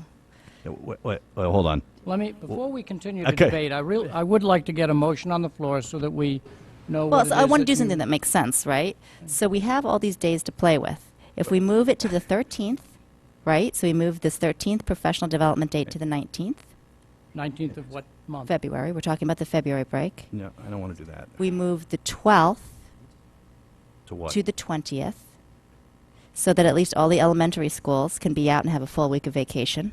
No, that's a half day. Isn't it professional development day? Half a day. Oh, it's a half An early day. All right, dismissal. so that doesn't help. No. But we can move the 12th to the 13th then. All right, so I'll move the 12th to the 13th to the 19th, and the 17th and 18th are now vacation days. And we move the end of year from the 11th to the 15th. That makes sense? Shall I say it again? Well, We still have a one-day week unless we want to increase it. If somebody wants to increase it, we can make that motion next if this fails. we don't have days to play with. just- I'm trying to get I will Ms. make the Lou motion. McCormick to That make is- a that- specific that was motion. my You motion. want He my has a comment. opinion? My opinion is approve the calendar that's in front of you. That's my opinion of the most optimal calendar. If you want to sit here and play around with it, you got 24 minutes. Okay, so I'll make that motion because I think there's so many people who wanted that February break, and I think that stretches too long. So if it fails, it fails. But What's I the will make motion? the attempt. We'll have a one-day week. The motion Last is day to of move. school is the June 18th. No, let me try this again. We're going to move the professional development date of the 13th to the 19th. To the 19th? We're moving the 12th, half-day professional development day for elementary, to the 13th.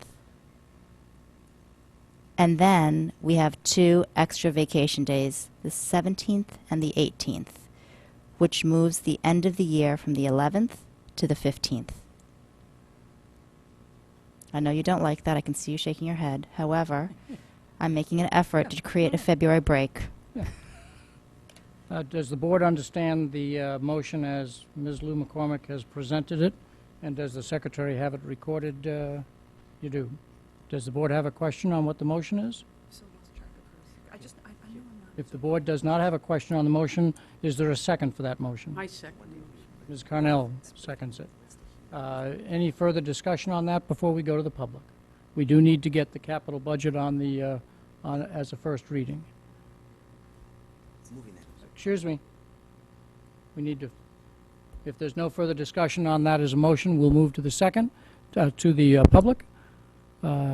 Any members of the public that wish to comment on Ms. Lou McCormick's proposal to shift days around in February as she outlined and moving a couple of extra days to end school on the 15th instead? No members of the public. Back to the board. Are we ready to vote? All in, any other clarification needed on Ms. Lou McCormick's motion? Hearing none. All in favor of Ms. Lou McCormick's motion, raise your hand. Ms. Lou McCormick, Ms. Carnell, Mr. Llewellyn. All opposed? Mr. Convertito, Mrs. Gerber, Mr. Dwyer, Mr. Fattabine, Ms. Maxon Connelly, and Mr. Patton. The motion fails.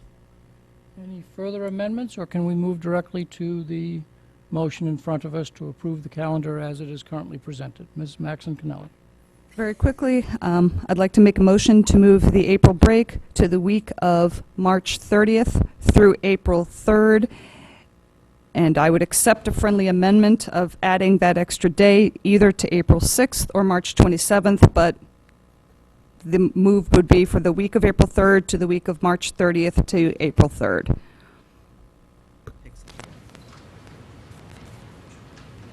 Which, without the friendly amendment, would move the last day of school to June 10th. I'll second that. We have a motion and a second. Yep. To make sure I restate this correctly, to move the April vacation to March 30th through the 3rd, and then how to shift those 2 days? And that move by itself would shift the last day of school from June 11th to June 10th. Yes, and what happens to the 1st?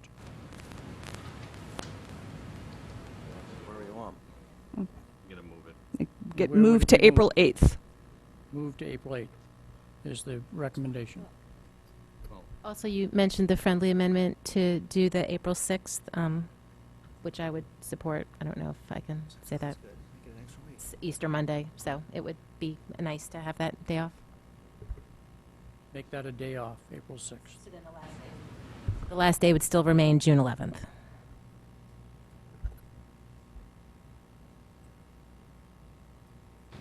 Move the April vacation to the 30th through the 3rd. Move the professional development day to the 8th.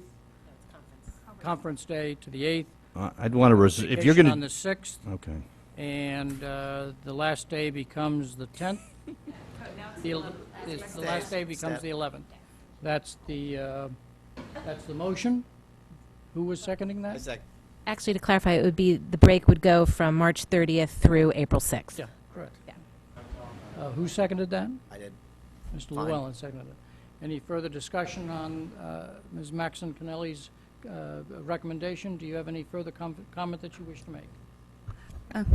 No, only that I believe this addresses an awful lot of our community's concerns regarding a long stretch, regarding athletes, regarding college visits, regarding taking a break. It also gives a more profound stretch of academic time leading into AP exams. That's my argument. Patton. As occasionally happens with the Jewish calendar, that week is, you would basically be saying that any Jewish person who keeps Passover doesn't get to go anywhere on their April break, because that puts, sometimes Passover may fall in or out, a day here or there, but that would put it smack dab in the middle of the entire week of holiday, and for my family that would basically mean we can't go anywhere on April vacation. So I'm opposed to that. I don't think that's a good idea at all. Thank you for your commentary. Any other comments before we vote? Okay, no comments. Any comments from the public on the amendment as proposed by Ms. Maxon Connelly? Please state your name and address. Nancy Haberly, 30 Duck Farm Road. My only comment about this is just because we had a PTA meeting at Riverfield this morning, so I don't want to be a wet blanket because this is kind of funny, actually. But Ms. Anziano said that, and this is for this year, but just, I'm putting it out here just so you know this is what we were told, that March 18th through April 4th for this year would be 5th grade SBACs. April 7th through April 25th would be 4th grade, and April 28th through May 16th would be 3rd grade. So just so you know that. I don't know if that applies for next year, but... Thank you very much. If we're ready to vote, all in favor of Mrs. Maxon Connelly's amendment as proposed, raise your hand and say aye. Mrs. Lou McCormick, Ms. Carnell, Ms. Maxon Connelly, and Mr. Llewellyn, and Mrs. Gerber, all opposed. Mr. Convertito, Mr. Dwyer, Mr. Fattabine, Mr. Patton. The motion is approved 5-4. Any other further changes, or shall we move to the main motion with the calendar as amended? Hearing none, back to the public. Any other conversation on the calendar as amended?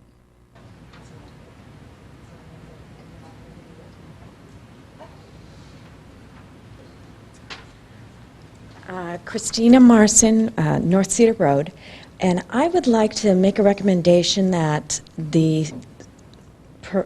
we look at moving the teacher's start date so they are in the school 2 days after the children leave, because I'm sorry to interrupt you, but, no, I'm sorry. This is on the main motion, not on the amendment. Go ahead. I'm sorry. Okay.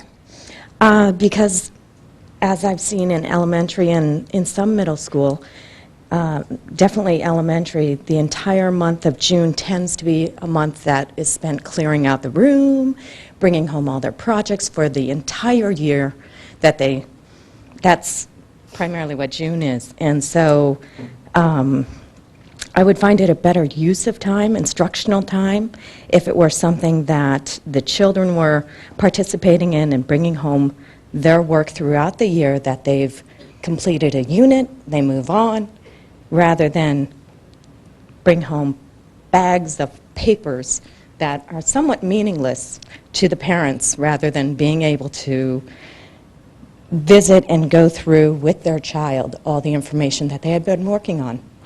That would be my suggestion. Thank you very much. Thank you. Seeing no other comments, back to the board. Are we ready to vote on the main motion with the amended calendar as presented by Ms. Maxon Connelly?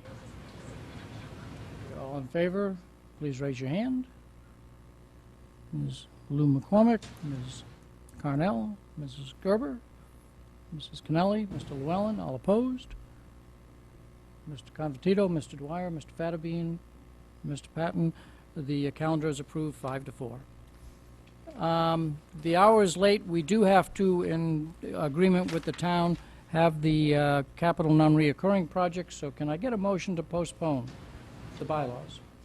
Yes, I think that the bylaws, we have a lot of amendments that were proposed by different members. I think they're important amendments and require some discussion, and therefore I think it's best to postpone the discussion of the approval of the bylaw amendments. And I would propose it's to a date certain, to be determined at a special, in other words, that the chair can call a special meeting at a time where the board members can mutually agree to go to. And as a separate special meeting with the only agenda item being amendments to the bylaws, because I think it's going to take some time to discuss these, and there are certain important issues, and then we can try and not interfere with our normal business in order to achieve, in essence, what this body wants to do. Is there a second to that motion? First, a second. Mrs. Maxon Connelly. A motion, go ahead, Mr. Convertito. I don't think it's debatable. It's a motion to postpone to a special meeting to be called by the chair? If it's a Conditional date event. certain, it's got to be a date certain. It's based on a conditional event. The conditional event being the ability of all the board members to meet at a special meeting. Our normal practice is to pick a date. Can I suggest that we postpone it to the next regular meeting, and by that time, we'll have a date that makes sense? And if it, well, it is a date certain is a date certain, not a date certain yet to be determined. So can I say a date certain to the next regular meeting? Can I? Well, let me get a motion on the. As I said, I would think that it's a motion to a We're in date. discussion, because second is already seconded. So And there was a point of order as to whether that's a proper motion, so I wanted to Was that point of address. That was a Okay, comment. just for clarification. Correct. So you have a motion, that was clarification, not questioning whether we can do it that way. Okay. There's a motion made and seconded? So that would be fine, but let's set it within a parameter. Let's say within the next 30 days, 60 days, whatever we pick, but let's not leave it open-ended. Pick a number. 6 days is fine to me. Fair I think enough. whatever it is. 60 days works for the, does 60 days work for everybody in terms of the motion? To postpone consideration of the bylaws to a date to be determined by checking with all the board members for a date within 60 days. And that's the second. And it's a special meeting because all meetings that are not posted are special meetings. So that's a motion. Any further discussion on that motion? Remember, we're trying to, okay, having no discussion, this is an administrative matter, so we don't go to the public. All in favor of the motion to postpone, raise your hand. Ms. Lou McCormick, Mr. Convert, it's unanimous. Okay. Mr. Collin, you're up. I'll tee this up while he's coming up.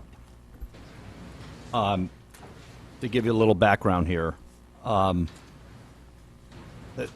Board of Education, in addition to its operating budget request for the town, has two other mechanisms for getting funding to keep our schools upgraded. One is through a building renovation, a building committee, a full-blown project like Riverfield or something along those lines. And the other smaller items are what the town terms capital non-recurring.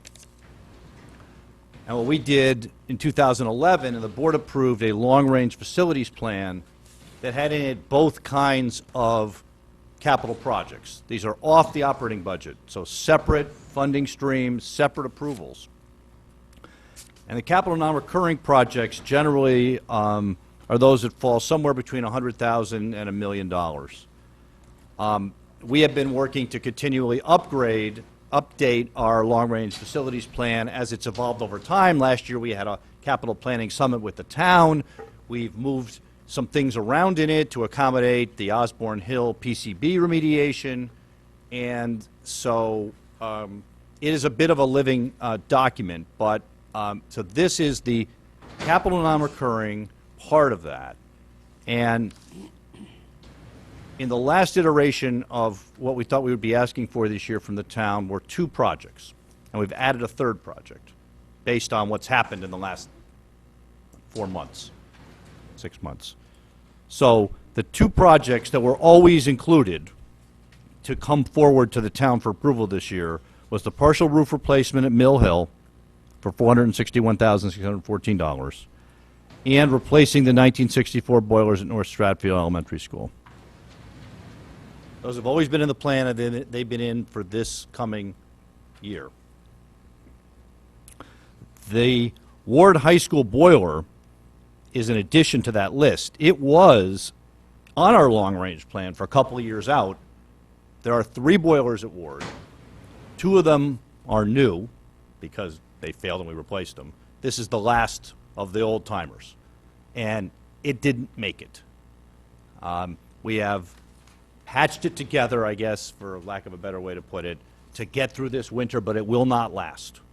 And the school needs 3 boilers.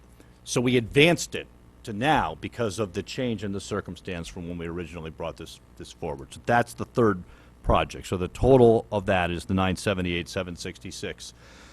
We've had a lot of discussion with the town over the last few years. There was a committee set up to discuss this. I think Mr. Dwyer represented the board on it a couple of years ago, and we agreed with the town on a timetable because the Board of Selectmen, the Board of Finance, and the RTM didn't want to be dealing with this in the middle of the operating budgets. And so the agreement was that we would try to advance this along to the town bodies. This has to go through everybody. That we would try to do this up front and get this to the town bodies so they could actually act on it before the operating budgets hit them. Now, that's the timing and pace of the thing. All right, so this does not impact our operating budget, but these are the items we want you at the next meeting, I hope, to approve, to advance, and then we will go to Selectmen, Finance, and RTM and hope that they see the wisdom of these projects as well. Okay, so that's, I know I took 3 minutes of your time. But Mr. Cullen has done an excellent job. 2 years ago, he had a very thick booklet. The town really appreciated this with the rationale and the pictures and so forth. So, I don't know, Tom, do you want to add anything to the items? And one comment, so board members know, I am following the clock that's over there that says we have 10 minutes left. Mr. Cullen. No, Dr. Title did a great job. Oh. Really, the booklet is set up so that it answers really all your questions. We follow the 14 points justifying the project, which the town has developed. We include photographs that show the bad damage of the work, and we include what it should look like, some new work, estimated useful life.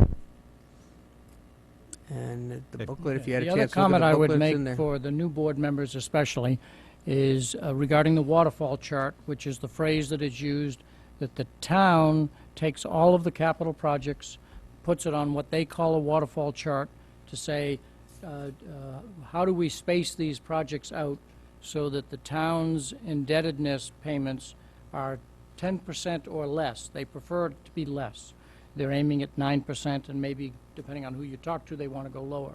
So whenever we, so our initial capital plan accomplished that goal. And so whenever we move a project from one year to another year, or we find that a project costs less or more that impacts that waterfall chart, it's incumbent upon Tom to kind of study that once decisions are made, and then do the slight shifting that has to be made. Tom does not yet know whether there's anything that's going to have to be shifted till he does some more analysis, but recognize that we have a commitment to the town to maintain the waterfall chart, and I'll say a expense-neutral position as it goes year to year. Comments and questions for Mr. Cullen or Dr. Title? And this will be on for an action item at the next meeting so that we can move it through the approval parties. Mr. Patton, followed by Mrs. Maxon Finelli. Through the chair to Dr. Title. So you're adding the $150,000 for the ward boiler, and so again with the waterfall chart, you add something, you move something else around. So what did we lose? We haven't done anything with that yet. Nothing at the moment. Nothing at the moment. Mr. Cullen will analyze it and determine See. whether there's anything that does have to be moved, and if so, he'll bring it back to us. It actually doesn't impact the overall waterfall, because this project is in it. It's just 2 years out. Right, it's 2 years further out. So it's the impact of this is not a new project that we're adding on top of the existing projects. We just moved it up a couple years. So the impact, if we were to do the fiscal analysis on this, would be virtually zero. Yeah. And the risk is, if we don't do this and the thing fails, then we have to replace it on an emergency basis, which is going to cost the town even more money than if we can plan it and bid it and so forth. And because it's only 152,000, that's a, it's an important number, but because it is that number out of 80 million or so, it may not have any impact whatsoever and not require any change. But that has to be analyzed. Mr. Llewellyn, no, Mrs. Maxon Kennelly and then Mr. Llewellyn. Just very quickly, Mr. Cullen, if at the next meeting, I'm curious if you have numbers on what type of savings we've had at Dwight with the boiler having been replaced there. I don't expect you to have that now, but I'd be curious for the next meeting. Yep, I can get that for you. Mr. Llewellyn. And for the next meeting, if you could have a payback period on it, please, based on the efficiency differential and the average burn, so we know what the payback period is. Thank you. Other questions of Mr. Cullen, Mr. Convertito? Given the age of the three boilers, 64 and 2 and 64 and 71, do you anticipate any asbestos or any other mitigation issues? On the 1964s at North Stratfield, we do. On the Ward High School one, there is not. And those are included in the numbers at this Yes. point? Thank you. Last comment? If no, this is on for the next meeting for action. It's a first reading today. The bylaws allow the chair to implement public comment to have the efficient working of the board. Given the time, I don't think we'll be able to have public comment tonight. For the one person that might have stayed here till the very end, I deeply apologize. The meeting dates are listed as the same as they were when you got them last month. It says proposed, but you can count these as official, and they will be sent to the town. There's also a list of the various committee assignments that have been made. You'll see, the existing board members especially will see that I removed myself and each of you from some committee assignment so that I had more flexibility in trying to put the new members into different assignments. I believe this accomplishes what people have asked for, but it wasn't an easy task, but this is what we'll be counting on. Any other open board comment? Look at this. We still finished within that clock's time period. A motion to adjourn? I second. All in favor, say aye. It's unanimous. We're adjourned. Thank you. So